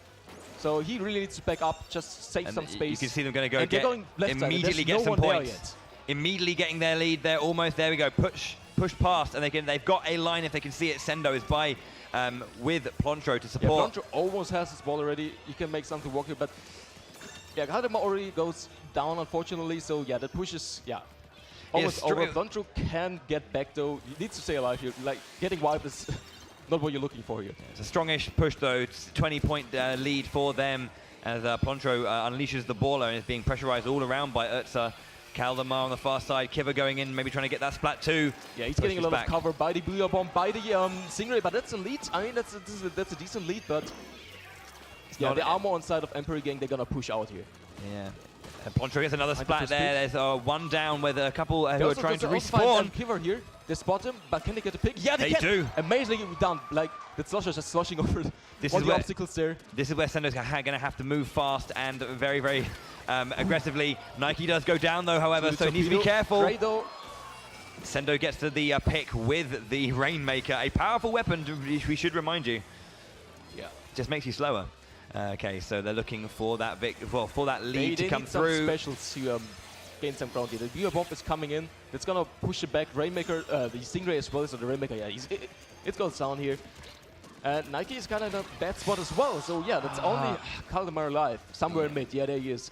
He really needs to stay alive here. Maybe get a pick on Kiva if you push him too far. But Kiva getting assisted by the armor, can't quite find the pick. Use the baller immediately to just keep up the pressure here. He's just rolling around as being a nuisance for Kaldemar, so he couldn't be aggressive at that point and mount a solid defense. As you see, Gray on the far side using that Rainmaker. He does get taken down though. I mean, as France, you can't really feel safe with a lead like that. They really need to push as well. They can't just stay back and just, yeah. 2 splats down now for Alliance Rogue. And they also have a baller and a splash down already, so they can make something work here and just gets that needed space. But Nike already goes down, so Ploncho finds a pick on his own, so effectively 3-3. But yeah, they still have the Rainmaker. The Rainmaker does get a splat there as well onto Gray though, so it again is back and forth. It's 2 down, however, for Emperi Gang. We've got 1 minute and 17 left on the clock. That's super close as of right now. Like this, like only 2 good picks and they get the lead easily. That's not far. That's like only 5 meters or so which they have to push the Rainmaker. Ploncho Pick it up again. Yeah, Ploncho tries to grab it before it resets. They want to have that aggression. Nike and Kaldemar and Sando all on the right-hand side. Ploncho behind them, trying to push forward as Gray takes down one member of the Imperial Gang. Two members. Still don't have any specials to push through that space, and they really needed the ball by Pronto here. And he picked up the Rainmaker, so he can't use the special. So yeah, time is ticking against him. Another pick coming in by Urza. I mean, at this point, you can even win with such a lead. So yeah, exactly. Yeah, they're putting in on a really hard spot to get. So this is gonna be interesting how Imperial Gang gonna respond to that. Kaldemar is already in the back. Can he get the pick on Urza? He can't. Okay, Pronto gonna have his baller. So this might be he could push up there, but Gray is in such a good defensive spot. Maybe they can get it over time just with the lead of 51. Currently, you can see Gray there holding on to that Rainmaker, not going down, and that was huge because Senna was trying to get that stop. This is important for him to hold on to this Rainmaker. They can't take him down. Gray still has it. 8 seconds there. They can get a good lead here. He should just go back. They're going to run away. 2-1. Alliance Rogue 3-1 will win that game. Alliance Rogue, Soren's on his feet. A very good defense there. Yeah, winning with a lead of 51 on such a small map. It just shows you like how good the defensive play by France was in this game. Yeah, for sure. Alliance Rogue did a very, very, very good job, and the crowd is excited for them. And they get the rematch against Backsquids. They can get revenge for last year. Yeah. And possibly they could even dethrone them from the throne of being European Championship. Absolutely. It was a great, great match. And it was a 3-1 in the end to Alliance Rogue. Imperial Gang put up a great start to that campaign, but Alliance Rogue made all the changes they needed to and pushed their advantage all the way through to a 3-1 victory. Yeah, that was a reverse sweep, basically. Yeah, essentially, yeah. And we do have, Alliance Rogue will be joining the German team Backsquids, as you mentioned, in that grand finals for that run back. We do then see Imperial Gang finish in 3rd place alongside Polarized. So we have it started with 12. Well, it started with hundreds of teams, but we came into the weekend with just 12, and now we are here. Just two remaining. That's the beauty of competitions. There can only ever be one at the end. We have one of 2 teams will be taking it home, and Alliance Rogue, the French team, home soil, are one of those 2. They can just take that momentum and bring it to grand finals. I'm excited for such a good match. It's going to be a very, very exciting one indeed. I have got word that Tech Girl on the main stage is ready for an interview. So Tech Girl, I'll throw it over to you to have a chat with our winners. I am here with our winners on the main stage. Alliance Rogue are going through to the finals.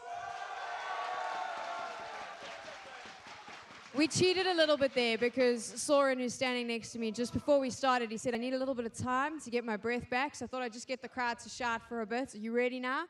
You got your breath back. Let's chat a little bit about that last game. Right on the edge there. What was the game plan? Because it was just so close. We had the perfect route because we took the lead on the right side. So we knew this route was better to get the lead. And after that, we played pretty much neutral for the entire game. We had to wait for them to make a push and try to take the lead. And we had to keep the mid control for the longest time. We stopped all of their pushes during this time, and after we saw there was 40 seconds remaining, I gave the call out, we need to block the Rainmaker on the top left to stall for the last 40 seconds, because we had the special ready to defend it correctly, no matter what happened after these 40 seconds. And even then, Gray got like a triple with the Rainmaker, which is actually insane, and that's how he won. Let's talk a little bit about the finals now, because you are facing off against Backsquids, last year's European champions, and also the team that knocked you out in the semi-finals last year. Is this the grudge match, the revenge match, if you like? Yeah, there's definitely has been some rivalry with these guys, and I think the most important to know is that last year it was the best of 3. Maps were bad, and this time it's our time to win. Do you have a message for? You are the French team. You're on home soil. Do you have a message for your fans who've come out here to watch? Merci à tous ceux qui nous supportent et on va faire de notre mieux pour prendre notre revanche aujourd'hui. Your finalists for the Splatoon 2 European Championships, it is Alliance Rogue, and they're going to be facing off against reigning champs Backsquids. We're going to take a quick run back to spawn, and when we return, the finals kick off.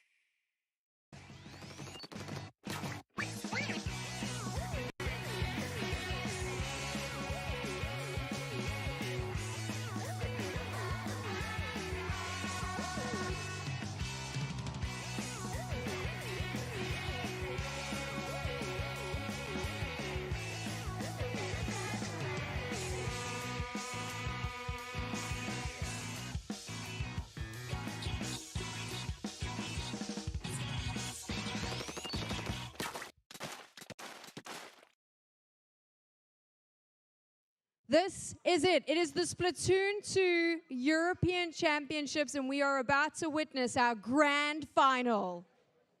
The crowd here is a little bit dead. Are you guys just a little bit freaked out after that last game? I just said we're about to witness our grand final. I know you guys, you were just trolling me. It's okay. My name is Tekel, and I'm going to be keeping you company throughout the final, along with our incredible shark casting duo, who I'll introduce you to in a little bit. Let's jump right back, though, and chat about how we got to this point. 12 of Europe's best Splatoon 2 teams got together, they qualified in their respective regions, and they made their way to Paris, France yesterday for the group stages. We split them into 4 groups. The winner of each group was then in our semi-finals, which you've just witnessed.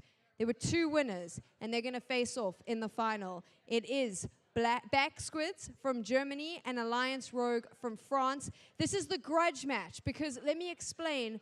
Back Squids were last year's European champions, but they happened to knock out Alliance Rogue in the semi-finals, so it's the revenge match now. We heard Captain Soren from the French team mention earlier that this is it. They are coming out and they want to fight. They're going to be on their maps. They can play the various modes. We'll get into that in a little bit as well. They are ready for this best of 7 matchup.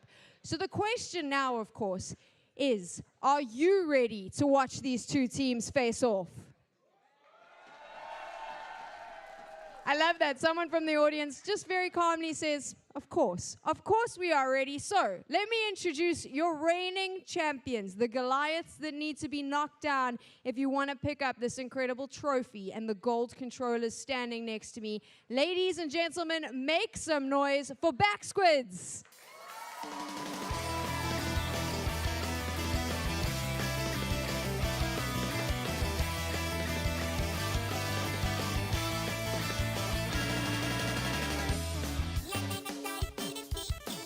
I mentioned those gold controllers that are up for grabs. I mentioned the trophy, the winner's jerseys. But what really is up for grabs is the chance to call yourselves the Splatoon 2 European champions. It's the chance to exact revenge on the team that knocked you out in the semi-finals. And it is the chance to win here on home soil. Let's introduce your challengers, the French team. This is Alliance Rogue.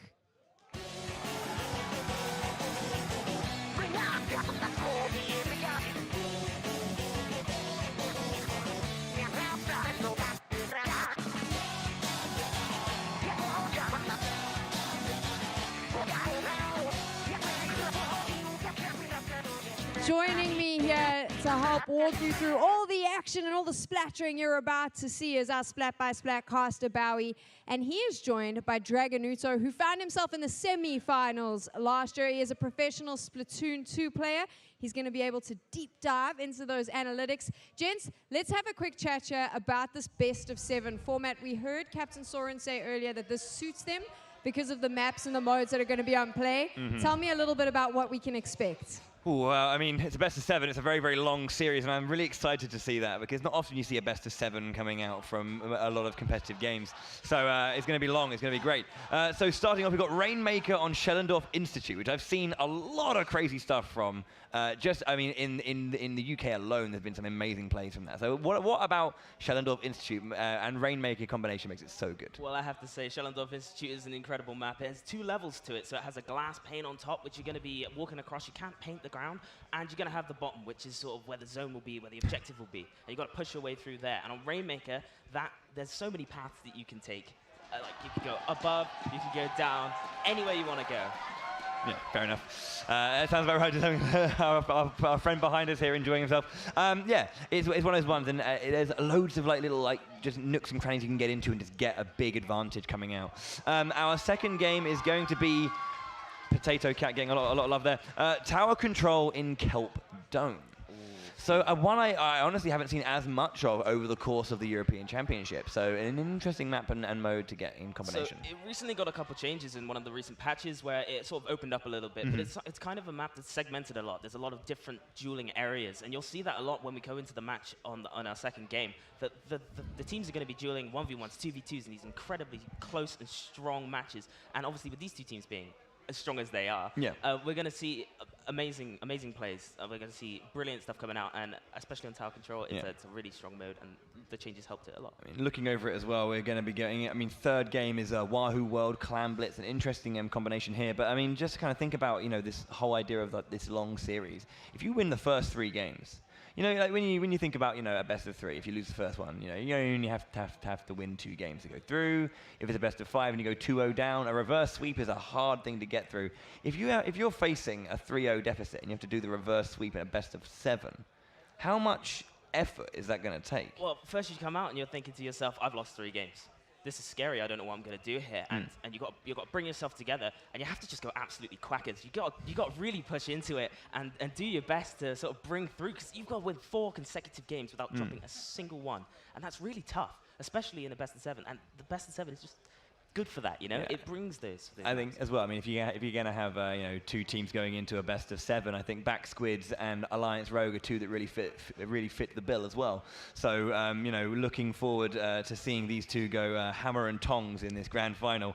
It's I mean, okay, so let's actually have a look at this. Because it's going to be best of 7. We're going to get 4 games minimum. So we're going to play in every single mode. So we're going to have that Clan Blitz Wahoo World, then Splat Zones on the Manta Maria, which we've seen earlier in the tournament in a tower control version.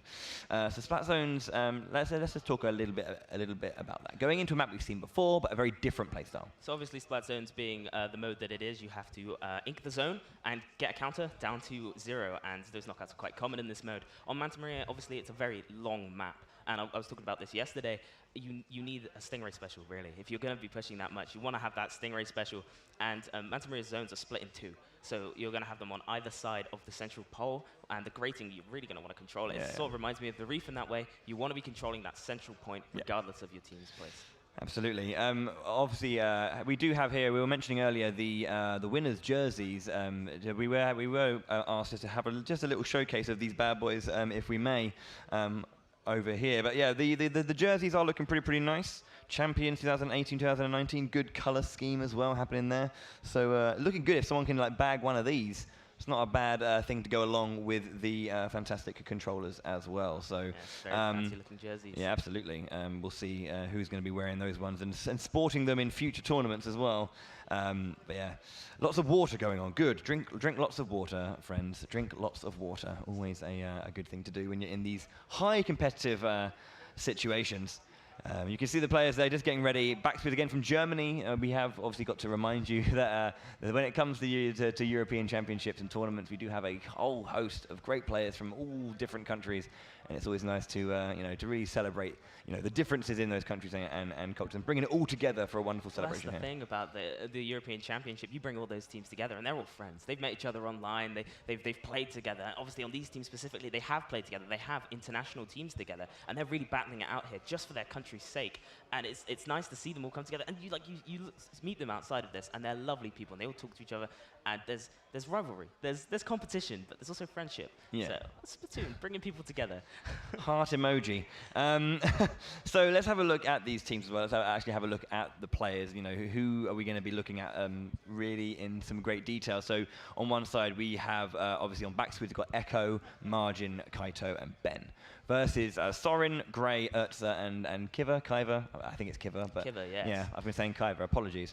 But yeah, so looking at those 2 teams, are we going to see some real head-to-head between individual players, or are we going to be seeing just this overall team? I think we're going to see a lot of skirmishes between Kiva and Kaito. Really, to be honest, very strong frontline players. And I'm looking out for Margin in the game himself. He's a rapid player. He'll play Rapid Blaster. He'll play Standard Blaster. Whatever. Ben also a blaster player. So they're going to probably be running that double blaster composition, which is very aggressive.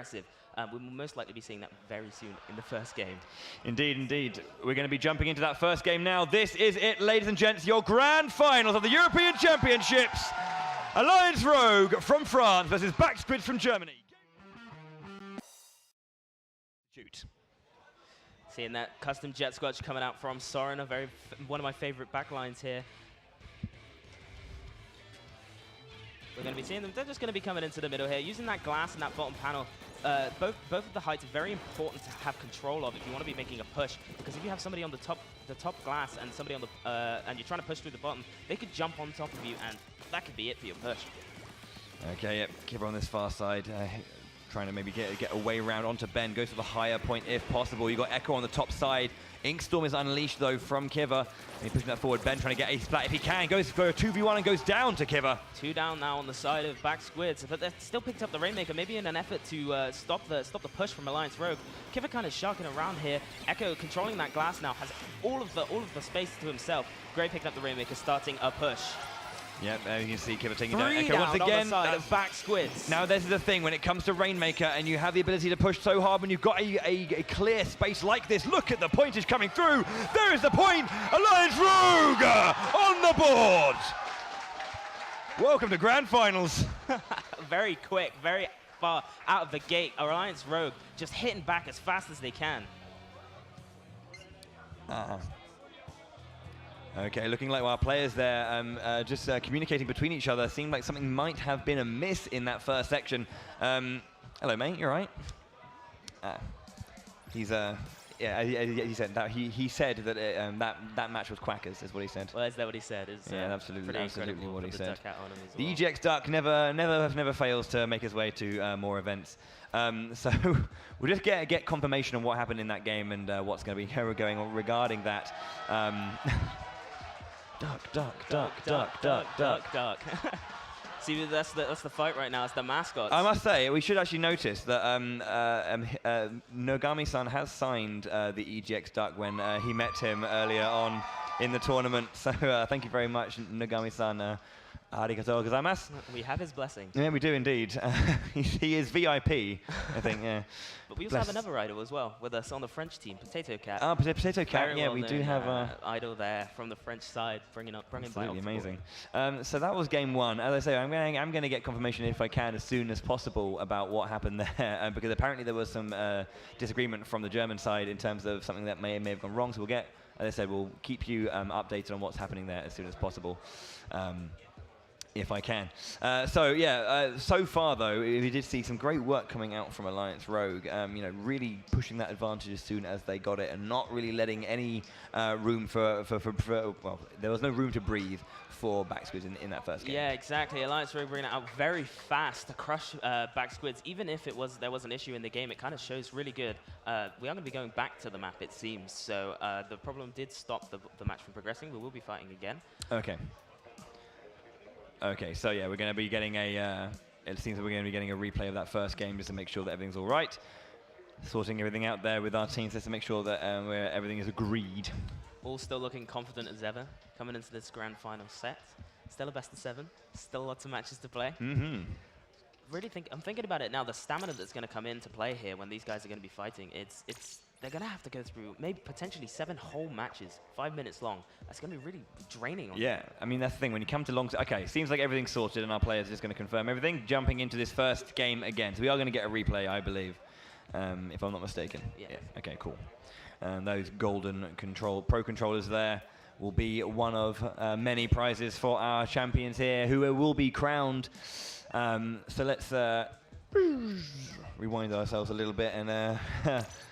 Yeah, 5 seconds, we're jumping into this first game of the European Championships Grand Finals between Alliance Rogue and Back Squid from France and Germany, respectively. Let's make some noise for our Grand Finals.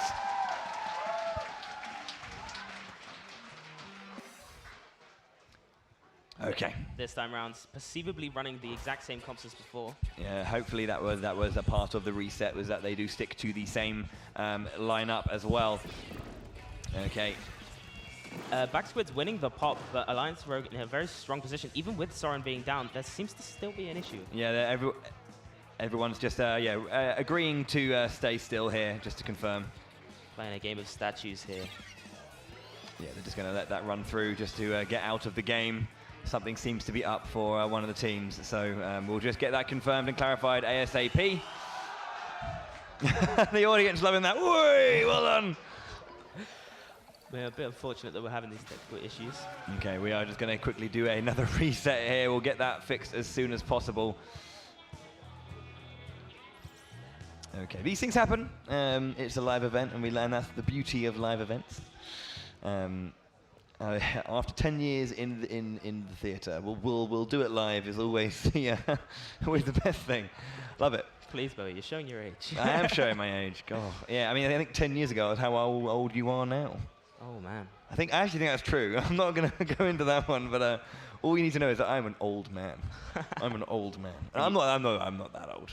Yeah, but you still got it. You still got the casting game. Oh, thanks, man. Cheers. I never really needed that one. Oh, dear. Oh, dear. You know, yeah, it's one of those things. I'm just like, I need some sleep. I need a nap. No. Mainly because there's this. I feel like just throwing the EGX duck into the crowd now, and just. But then it might get lost, and it will never return to the ducklings. Rip the ducklings. no longer around. Maybe. Where are the ducklings? Where are they? There are some of them down there. They're down there somewhere.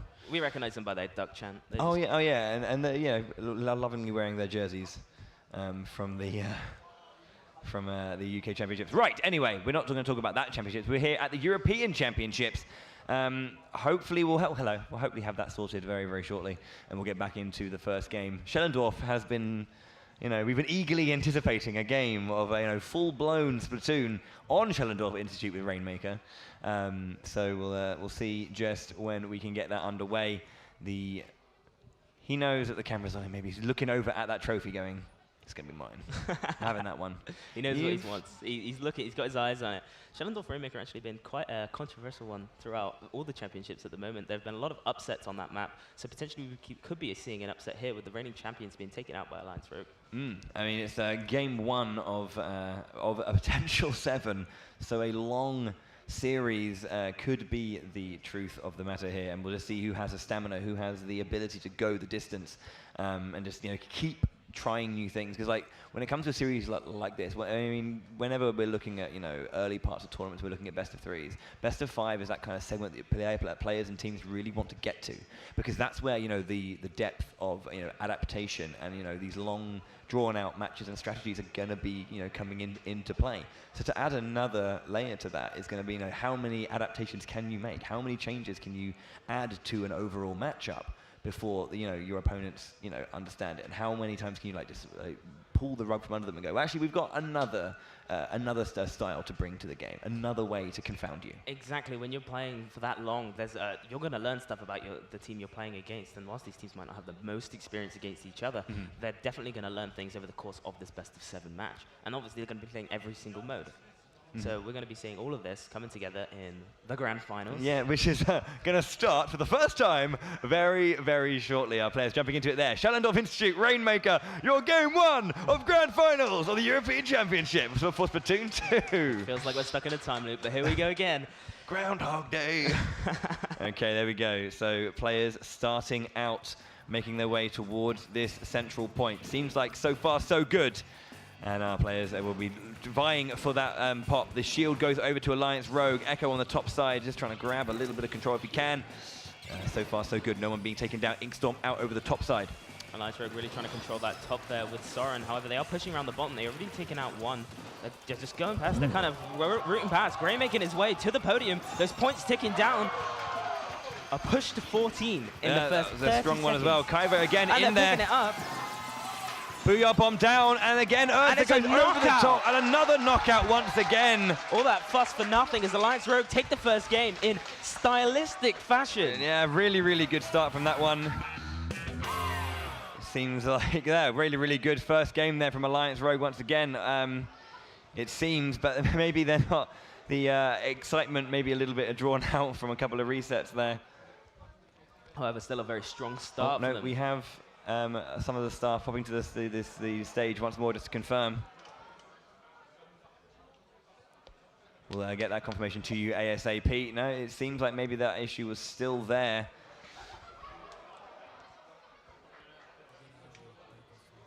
Okay, what we're going to do then very, very quickly is just to confirm that everything's all right. We're going to take a very, very short break, and we'll be back momentarily just to get everything working and solid. So be back in 5 for the start of this grand final. We'll make sure that we have everything sorted for you then. So don't go anywhere. Apologies for this short delay. We're doing our best to get this to you as soon as possible, so don't go anywhere. Cheers for your patience, and we'll see you in 5.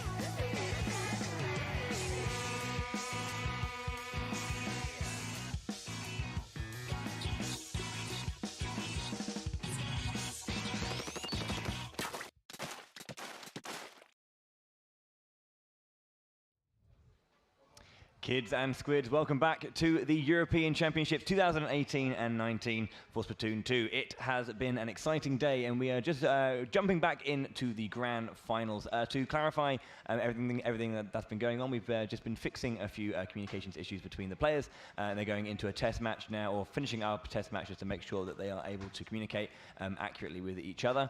And in terms of how the grand finals is currently standing, referees and players have agreed to make the first game count. So it's currently Alliance Rogue 1 and Back Squids 0 after everything that happened in game 1. So that has been ruled, and that's the way it's currently looking right now. So Alliance Rogue with 3 more matches to get that final victory, but we've got a lot of matches left to play in still. We've got what, 6 maps left, which is kind of crazy. 6 maps left, and all of them are of different modes. So we're going to be seeing every mode in the game currently, in the ranked rotation at least. And I'm looking forward to it. I think it's going to be great. We're going to be jumping over then to tower control on Kelp Dome. And you were saying there was a few changes here in this in this map that kind of like made it a little bit more interesting, I guess. Yeah, they widened out the space in between the side segments of the map. They sort of edited the terrain a little bit, and it opens the map up quite a bit. I mean, it used to be so segmented, and there was so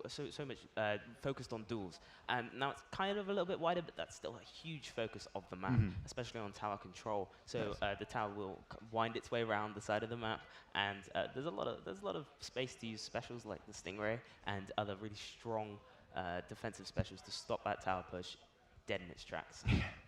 I just noticed that the hat was here, wasn't it? Yeah, that duck hat. It's been getting everywhere, man. Okay, so yeah, it's looking to be quite an interesting map then. So looking at the way it was playing, it was quite a fast-paced game that was coming out from game 1. Alliance Rogue, regardless of everything, were coming out swinging and using that that speed and that pace that they have in their gameplay. How is that tower control going to maybe like shift that, and maybe what can Back Squids do in this second game to really kind of like utilize a slower pace match to their advantage in this second game? Well, the thing is, here on tower control, that tower is only going to move a set amount of speed, especially if you only got one person that is riding on top of it, and you've got to get past these checkpoints where you're going to be stopped no matter what. So consistent consistent splash, basically, you need to be bringing out. And I don't think Backsquids is just going to let that happen. Yeah, of course. So Alliance Rogue are going to have to really pull something special out if they want to get a knockout like they did in the first round. They're not adverse to putting out, special play. They're a very, very, very good team, and are our, crikey, the English language, our reigning champions as well. So I remember this is a run back, essentially, or a rematch from last year's semi-final at the last year's European Championship. So Alliance Rogue are really eager to get this victory. Yeah, Backsquids had to beat both the French teams to win last year's European Championship, Alliance Rogue obviously, and El Firmament in the finals, and they managed to do so quite handily. So hopefully Alliance Rogue will be bringing it out here to sort of give a harder fought battle, and well, so far we've seen that with the first round they took. Well, we're going to be jumping into this second game now. It is going to be Tower Control in the Kelp Dome. This is game 2 of the grand finals. Currently Alliance Rogue are 1-up, and we'll see if Backsquids can make this second game 1 apiece in our grand finals here at the European Championships. I'm assuming to see quite similar comps coming out from both teams here on this Tower Control map. Soren still repping the custom jet squelcher. Okay, that an interesting pick from Urza here, coming out with the standard Pro. Usually people like to play the Kenta Pro because of that Booyah Bomb. Taken down quickly by Kaito. Yeah, that was a very, very quick takedown indeed. Kiva also going down there as Backsquids now begin their assault onto the opponent's side of the map. Ben pushing so far forward, and Kaito with his explosure just shooting over the wall and creating pressure on the far side. Soren, you can see how far back he is having to be as they approach, well, the next checkpoint. Well, they got past the first checkpoint, and obviously, like you were saying, Kaito with that sloshing machine. Oh, wow, Echo getting a splat there! Maybe picking up a second, no, but doesn't. But with the help of Kaito, manages to pick up another. Just Kiva left with his baller. Can't really do much. He gets popped. Takes out Echo. Look at this movement, though. He is absolutely on fire. Moving so fast and around it. He gets another spot there on Kaito too. Margin goes down, and look at that. 15 points on the board. What a defense. Incredible defense coming out from Alliance Rogue. I think that came out of the back of Kiva doing an incredible job to distract the team. Look at Echo waiting there. Gets a shot onto Soren once again. Gets on that tower to stop it from moving. Urza to quickly take him out, however, and get back on that tower to get it back to the middle. 3 down on the side of Backsquids currently. Alliance Rogue holding that mid area. Imagine kind of having to back off here.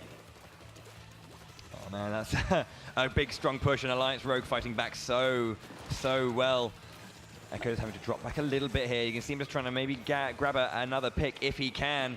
Kaiva there waiting in that little ramp. Echo here using his sight lines to put some pressure on the tower. Doesn't manage to pick anybody off, but he does give them a bit of a scare. Ben using the baller to distract their backliner. Not really getting much accomplished as the rest of Backsquids fall down. Yeah, and you can see right now, you can see Gray pushing the tower so far. Echo utilizing the Stingray just to push them off the tower if possible, but Gray is back on, keeping himself safe. Margin and Echo looking to mount a defense here. Backsquids 2 down here on the push, coming up to the checkpoint. Alliance Rogue are looking to take this. That's such an incredible first push from Backsquids. They get a triple. Soren bringing out the Stingray. They managed to get the lead. And they're going to be pushing forward now. There is the ending. It's coming up. Can they keep it going? Alliance Rogue 2-0. An incredible knockout from Alliance Rogue, bringing it all the way to the end there, and one solid push. And like we were mentioning, that sustained push coming out with the aid of a Stingray from Soren.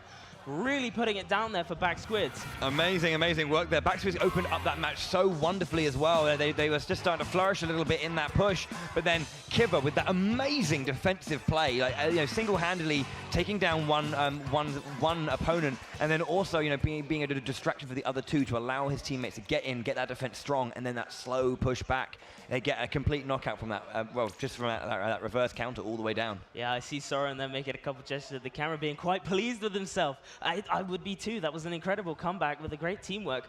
Kiva doing a great job there on the push from Backsquids to stop them from getting past that checkpoint by distracting Echo. And it's just, overall, this has just been a really good series so far. Yeah, absolutely. And looking over to game 3 now, I mean, Clan Blitz over on Wahoo World. So, again, another slow pace game, even slowing it even further. So we've gone from Rainmaker to Tower Control, now to Clan Blitz. So it's going to be, again, we're going to be seeing that build of pressure, just like sitting there, just wailing away and just seeing how long the opponent can just take all the hits until they just get overwhelmed. Well, we talk about Clan Blitz, but let's just mention the map. Wahoo World, quite unique. It has a circular center and a spinning platform, and you've really got to duck underneath that middle part to get through to the other side. And there are clams that spawn everywhere under there. Also, as well, noting that the basket is on a higher platform as well. So if you are making your way in, the throws are going to be a little bit harder to get from further away. You have to get really close in to get that distance. Yeah. So you really have to stretch how far you can pressure your opponent to do that. A common one. You've got to launch yourself off of the snipe of the enemy team, and you just make that Hail Mary jump, trying to get that clam in, and usually it comes out quite nicely. So we'll be seeing it in this game currently coming up. We'll see what Backsquid can bring out. I mean, when we were watching Alliance Rogue as well versus Emperi Gang on that first map with Albacore Hotel, it was just such, this wonderful back and forth. But as soon as they got, Emperi Gang did win it, but like that first push coming out from Alliance Rogue was so strong, and they just have to keep that pressure going up. So we're going to be jumping into this third game very quickly. Alliance Rogue currently 2-0 up. So we're going to be jumping into game 3 now. It is going to be Clan Blitz on Wahoo World. So let's make some noise for our two teams as we go into the third game of Grand Finals.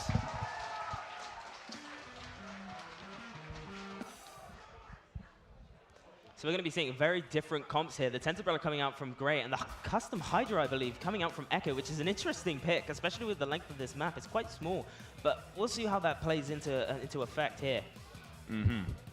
Both teams picking up clams, collecting them, trying to get a nice little clam bank economy to get their get flowing, into this game. It's looking like Backsquid are controlling the mid.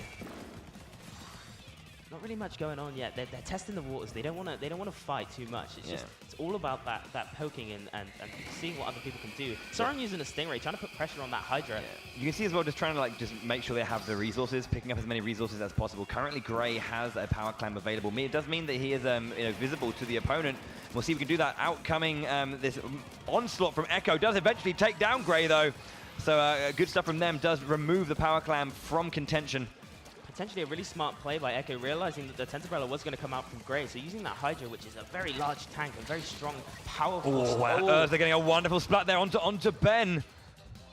They're controlling the mid again. Backsquid have kind of just held it here. They haven't really gone for a push. They haven't got a power clam. They've kind of just kept off from getting it. Maybe to make sure people the enemies, Alliance Rogue, don't know who has what. They do manage to make one, however, immediately throwing it away as the Stingray comes out from Soren.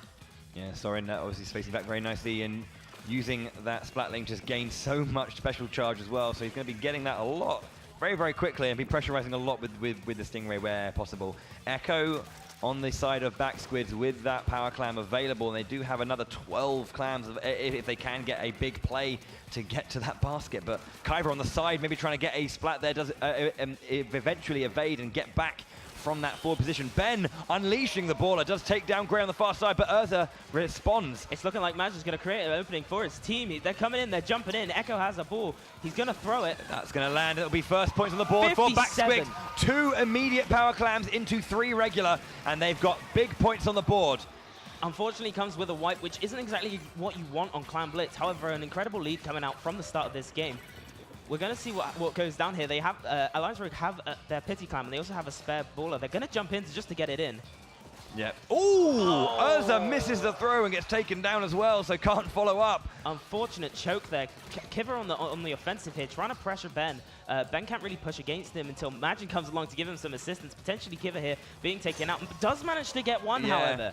Yeah, unfortunately, Margin wasn't able to get into position and support his teammate in time. And Kiver just utilizing that to get through and take that first splat for him.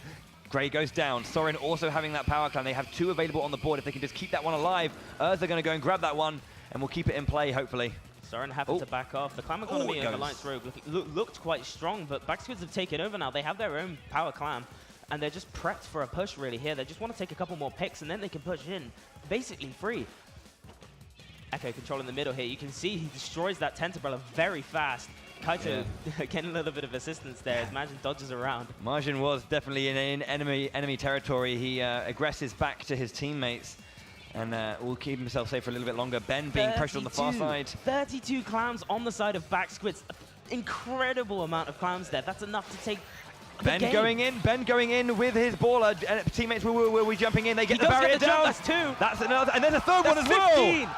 That is a huge play. 3 power clams going straight in. Massive. Imagine on the flank managed to get 1 more clam and just to push that down to 12. Just keeping that time going, and Ben jumps in as well to maybe get some more margin. Does he have a? He does not have a clam on him. There's 0 on the side of Back Squids. Huge play from them though. It's not over yet. 1 minute 15 left on the clock, and you can see there are 2 power clams, 3 power clams on the side of Alliance Rogue as they go all out with their push forward. It's not enough to take the lead, but it's enough to really kick that down. If they get this 3rd one in, it's big. That's it. 40 points. They lost 3 of their teammates, but really whittling down that number, going to make it a lot easier for them to come back in next time. Although that does mean that they are going to be getting their bonus points added on, or their penalty points rather, added on 30. They're going to need at least 2 power clams to start making some effort back into the main points. And at this point, it is very much Back Squid's game to lose. Currently with 40 seconds to go, and they have a large lead. Alliance Rogue as well, not really having much of the clams as it can be seen. Back Squid's making the really smart play of making power clams so that the team doesn't have access to those clams to create their own. Cutter going down to Urza there on the far side. Echo having a little bit of trouble. Ooh. Gray takes out Margin. And who's left alive? We've just got currently Ben on the far side trying to make his way into Urza. Gray being taken down now. Unfortunate. They needed him for the push. The Booyah Bomb going in to add some extra pressure on. Kiva has the power clam, but there's nothing else that can be done here as he has to back out. 10 seconds left on the clock, and it's really looking like Back Squid's game. Yeah, we've got 6 seconds remaining. 5 will be counting down, looking like it's going to be a game on the side of Back Squids. There are 2 power clams for Alliance Rogue. They have to hold on to these if they want to keep their dreams alive of Game 3 going in their favor. 20 seconds of overtime remaining. Gray really needs to get in. Kiva coming in with waiting. the baller. See, oh, there the goes jumps are coming in. They get both of them. They miss one. They miss one, they do indeed. And they get wiped. That is going to be it. The game is over for sure. Back Squid will be taking a game back in hand. 2-1. It will definitely be as the timer sets. The barrier is back up, and Game 3 goes to Back Squids. They are not done yet. Ooh, what a game. Really showing that they're not just going to roll over and take this from Alliance Rogue. They know that they can bring this as well. So coming back in with an incredible clam blitz push, and just the economy, the use of their economy that entire time was incredible. They were constantly denying Alliance Rogue any form of clams or any form of push capability. Yeah. So really well done by them. Yeah, and you're talking about their, you know, their economy handling, how they just managed to build up so much, and how when they were doing that, they were keeping themselves, their defenses were so tight at that point as well, that when they were building up that economy, they were in a position of power to actually use it afterwards. The amount of times that we've seen players sometimes, you know, build up this economy and then squander it because they're trying to push too hard, but they respected what Alliance Rogue were capable of, and then they managed to get those picks and slowly just pour away, find their time, and then they didn't miss a single throw. And unfortunately, we did see that on the side of Alliance Rogue. Yeah. They didn't get that second power clam in, and you know, that could have been the difference. I mean, they did get wiped when they landed, but maybe, you know, the being flustered by missing that throw could have been, you know, paramount to how they responded to the team fight afterwards. Yeah, definitely, for sure.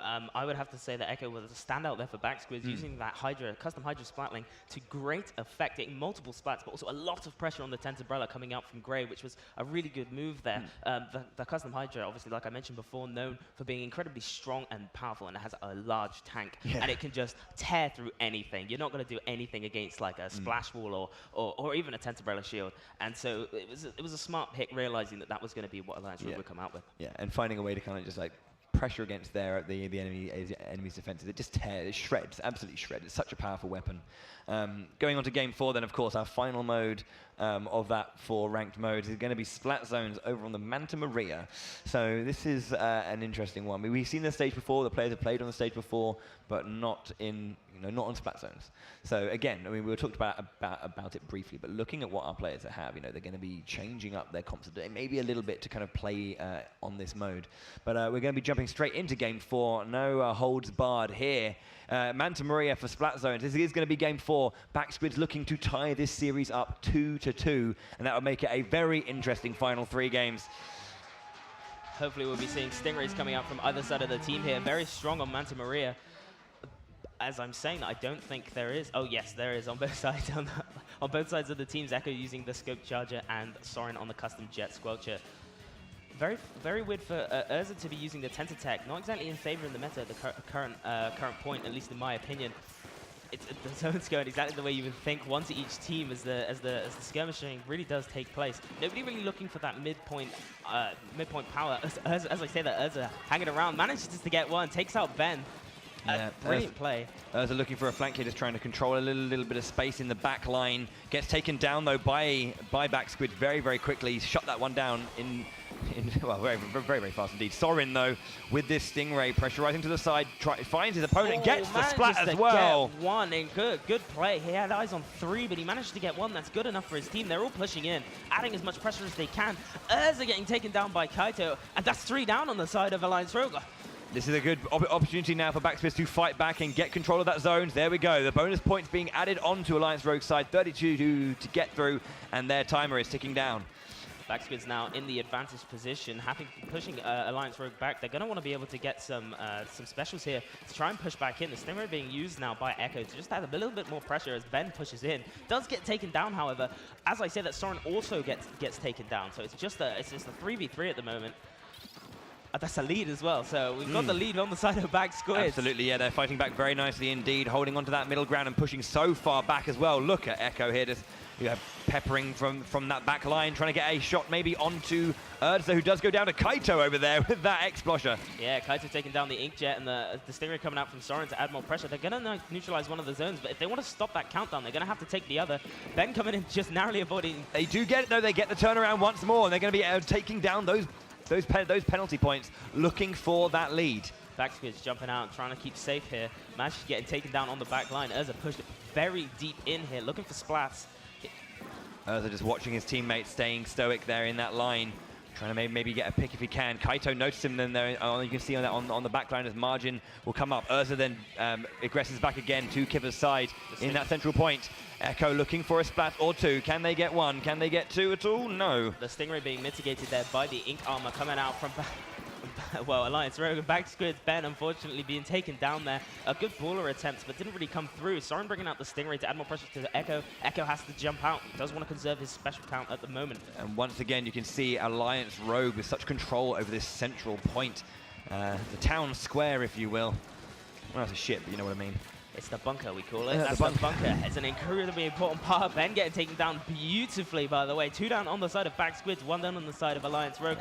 Echo looking for more snipes, does bring out the Stingray just to add a bit more pressure onto Soren. The Ink Armor comes out on the side of Alliance Rogue. Yeah, does a good job protecting as that counter colors ever closer. Manages to take the lead. Once more, and you can just see the Ink Armor is being used at such a great time. Noticing the Stingray, the jump back to the Stingray, right. Get together, use the Ink Armor, keep ourselves alive. Good reaction. Ben putting up it's a full wipe on the side of Backsquid. Alliance Rogue are going to count it down, and this is a win. 3-1 to Alliance Rogue in the grand finals of the European Championship. And it's all to play for now for Backsquid. They have got to make one, well, there's only 1 game away from the longest comeback in this. It's essentially now a reverse 3-0 they need to do to get back into this game. Splat Zones goes down. And Alliance Rogue are 1 game away from dethroning the European champions and crowning themselves as monarchs of all of Europe here with Splatoon 2.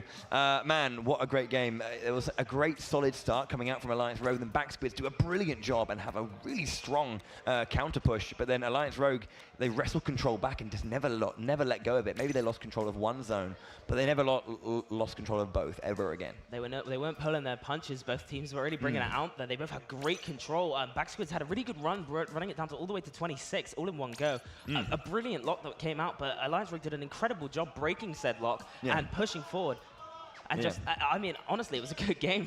Yeah, I can't argue with that. It was a brilliant game to watch. It just fell on the side of Alliance Rogue at the end. That wonderful team wipe just being the end of it. They couldn't get back in time to respond or counter anything there. So game 5 rather we're looking at now. Tower Control, Marco Mart. What are you thinking? Well, okay, so Marco Mart is I'd say it's quite a square map, in my opinion, but the Stingray does come into play again. I'm always going to say that the Stingray is incredibly important. It's always important on a backline, especially on tower control. We saw an incredible tower control game last time. It was quite incredible. The comeback from Alliance Rogue against Backsquid, who had already pushed it to 15. Yeah. it was brilliant to see. So maybe Backsquids have learned from this before, and they're going to come out and they're going to try and knock it out all in one go. Don't give Alliance Rogue the chance. Yeah. I mean, that's the thing, it's hard to do that as well because Alliance Rogue are very good at taking opportunities and really capitalizing on that. Again, this is a bit, as you say, it's quite a square stage, but also quite small as well. So you should be able to, like, you know, close down space on an advancing tower quite quickly. And, you know, you don't have to fight back as much enemy ground in that game. So again, although a slower paced mode, a map that's going to be really pulling on the player's ability to get aggressive and shut down space. The first 50 points of that map are very tightly wound, so getting past that first 50 is incredibly important as for the team, and that's what you want to be doing going into this match. Yeah, and we're going to be jumping into that fifth game immediately for you now. We're not going to slow down here in the studio. It's game 5 for your grand finals. Currently, it's match or championship point for Alliance Rogue. I'm expecting more Stingrays, I'm expecting more Kensadulis, I'm expecting more great things out of both teams here in this grand final. Let's have a look at that setup then. Double CGS coming out from Echo using that. I'm overjoyed.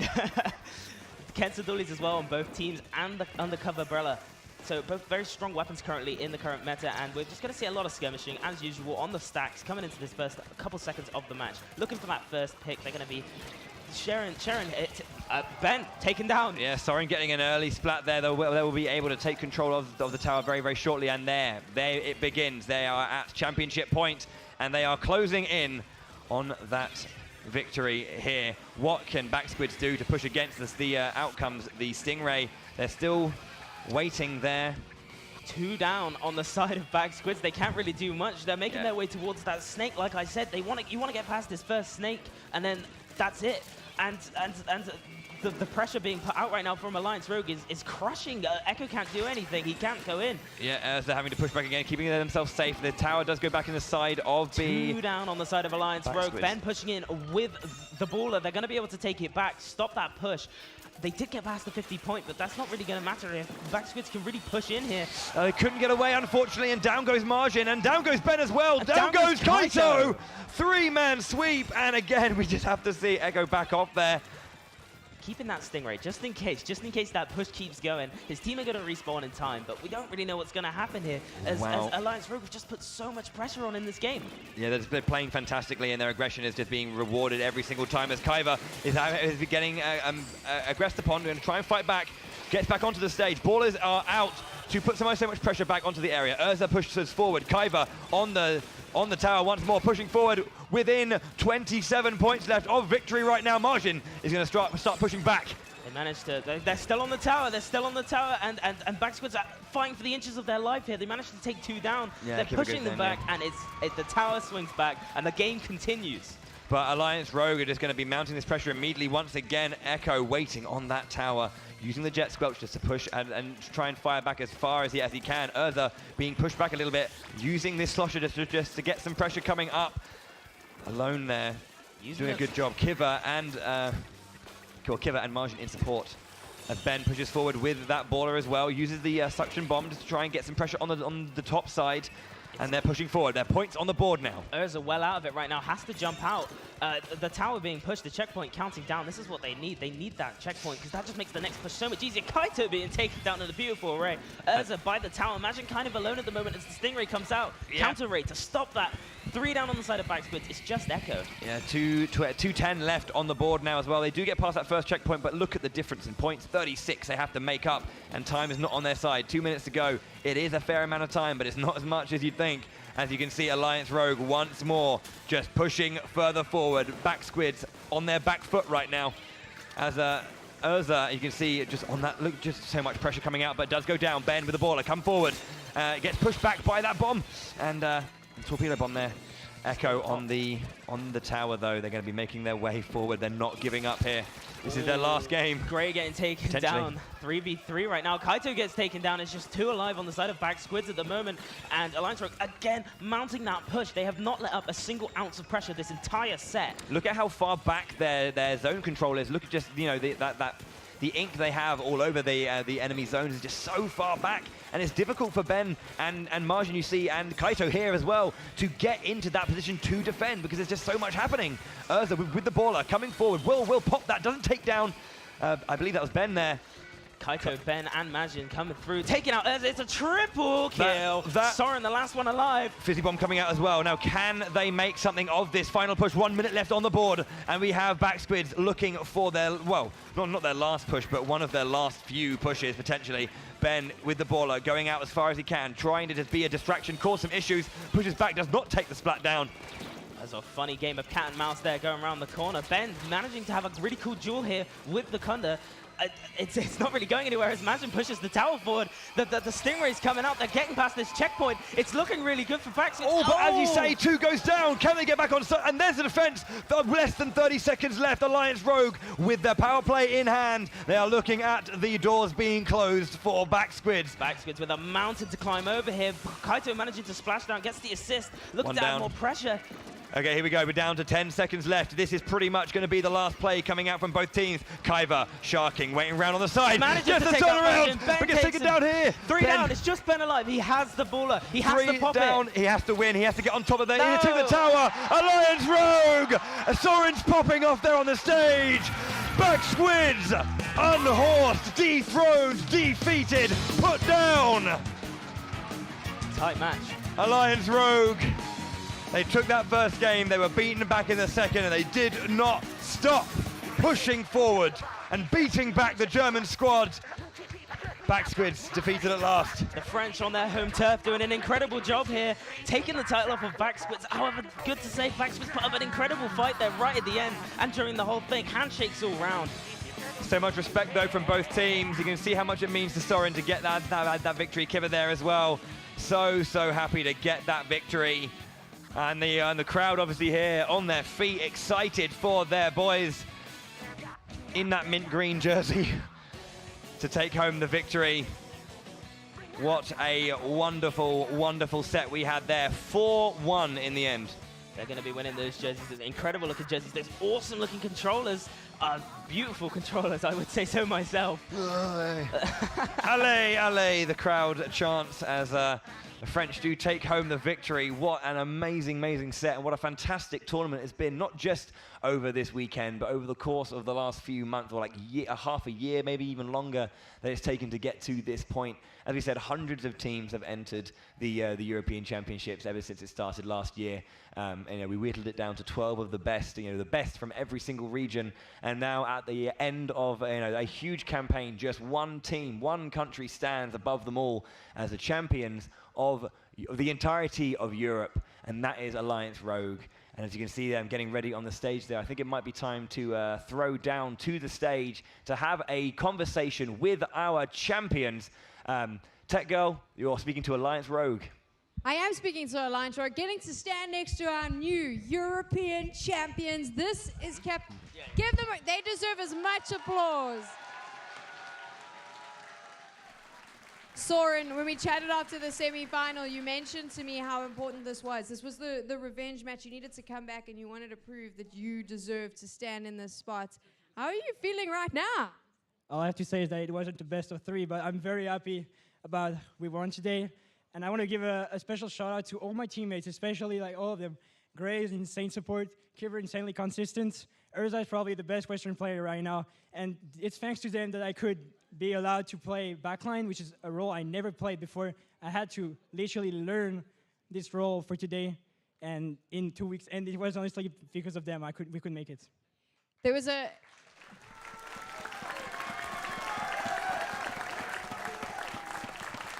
We're at a live event. We're on a LAN stage. So sometimes there's little things that sometimes happen that no one can really control. And in this case, we had those pauses. Did it throw you guys off at all when you were sitting here having to wait for that? How do you get your team back together to get back into game and keep their eye on the goal? Well, we kind of lost focus during the break, as you said. But since the Platinum Cup, we won with Ghost Gaming. Since the Platinum Cup, we won with Ghost Gaming back in December. We have a special strat is that before the game starts, during all the 1 minute and a half, we talked about what we are going to do. Even if we perfectly know what we are going to do, we talk about it again. We mention it so we perfectly know the map, what we are going to do, our strategies for defense, for neutral at the start, and for the attack. You're on your home turf. You've got your French crowd here shouting for you, supporting you. You mentioned to me that you really had a special message for all your French fans watching and that are in the crowd. So it's up to you now. Tell them what you wanted to say. Merci à tous de nous avoir soutenus. On est très contents de pouvoir succéder à la Rising Moon pour la France. Merci à tous. Your Splatoon 2 European champions, Alliance Rogue, but I think let's make some noise and bring all 4 of our semi-finalist teams back onto the stage.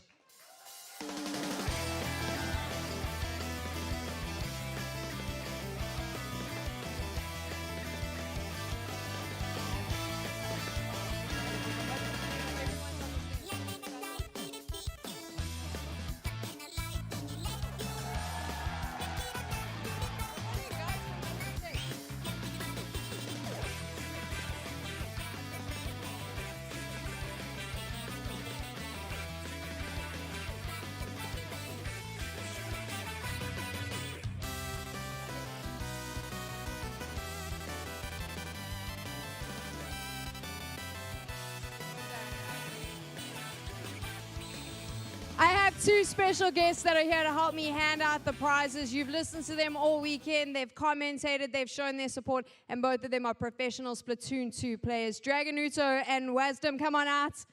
We're going to give them a round of applause. Before we give out the medals, or we'll just start straight away, 4th place, make some noise for Spain's Polarized. They came in here, they're the unfamiliar team, if you like. They were there was some players here that we didn't really know, but they put on an incredible performance all the way through to the semi-finals. They can definitely be proud. And now it's time to award our 3rd place team, the dark horses, if you like. They knocked out Team Mako, the fan favorites. They came in here, they put on an incredible performance. Your 3rd place team, the Nordic team, Empari Gang.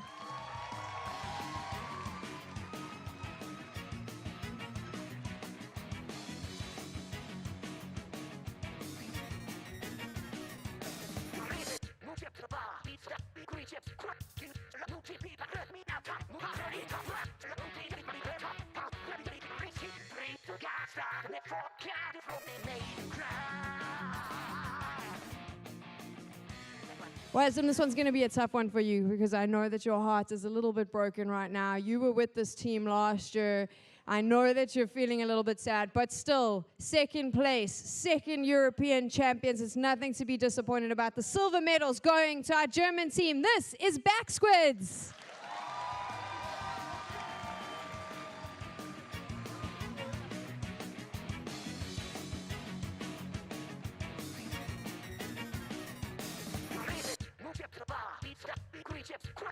They did an incredible job. They fought hard.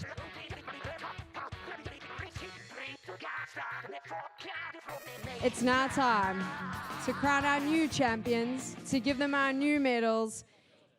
Inklings, Arklings, I know you're excited about this. They are the French team here on home soil. Your winners, Alliance Rogue.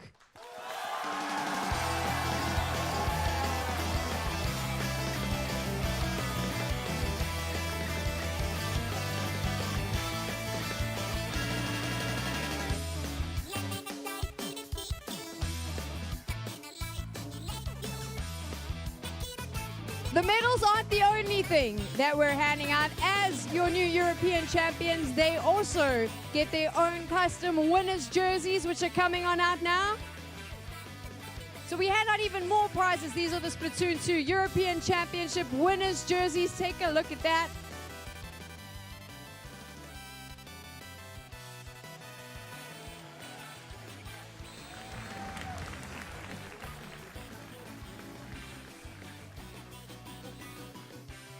And I think the one that I know all of you wanted to run away from the venue with, because these are pretty sweet. Every single player in Alliance Rogue takes home that custom gold Nintendo controller as well. We can just stare at them if you want, but then I'm just going to take them and leave the stage, because these are sweet. This is what they look like. Take a look, and it even has champion on the back. So gents, these are specifically for you guys as our new champions.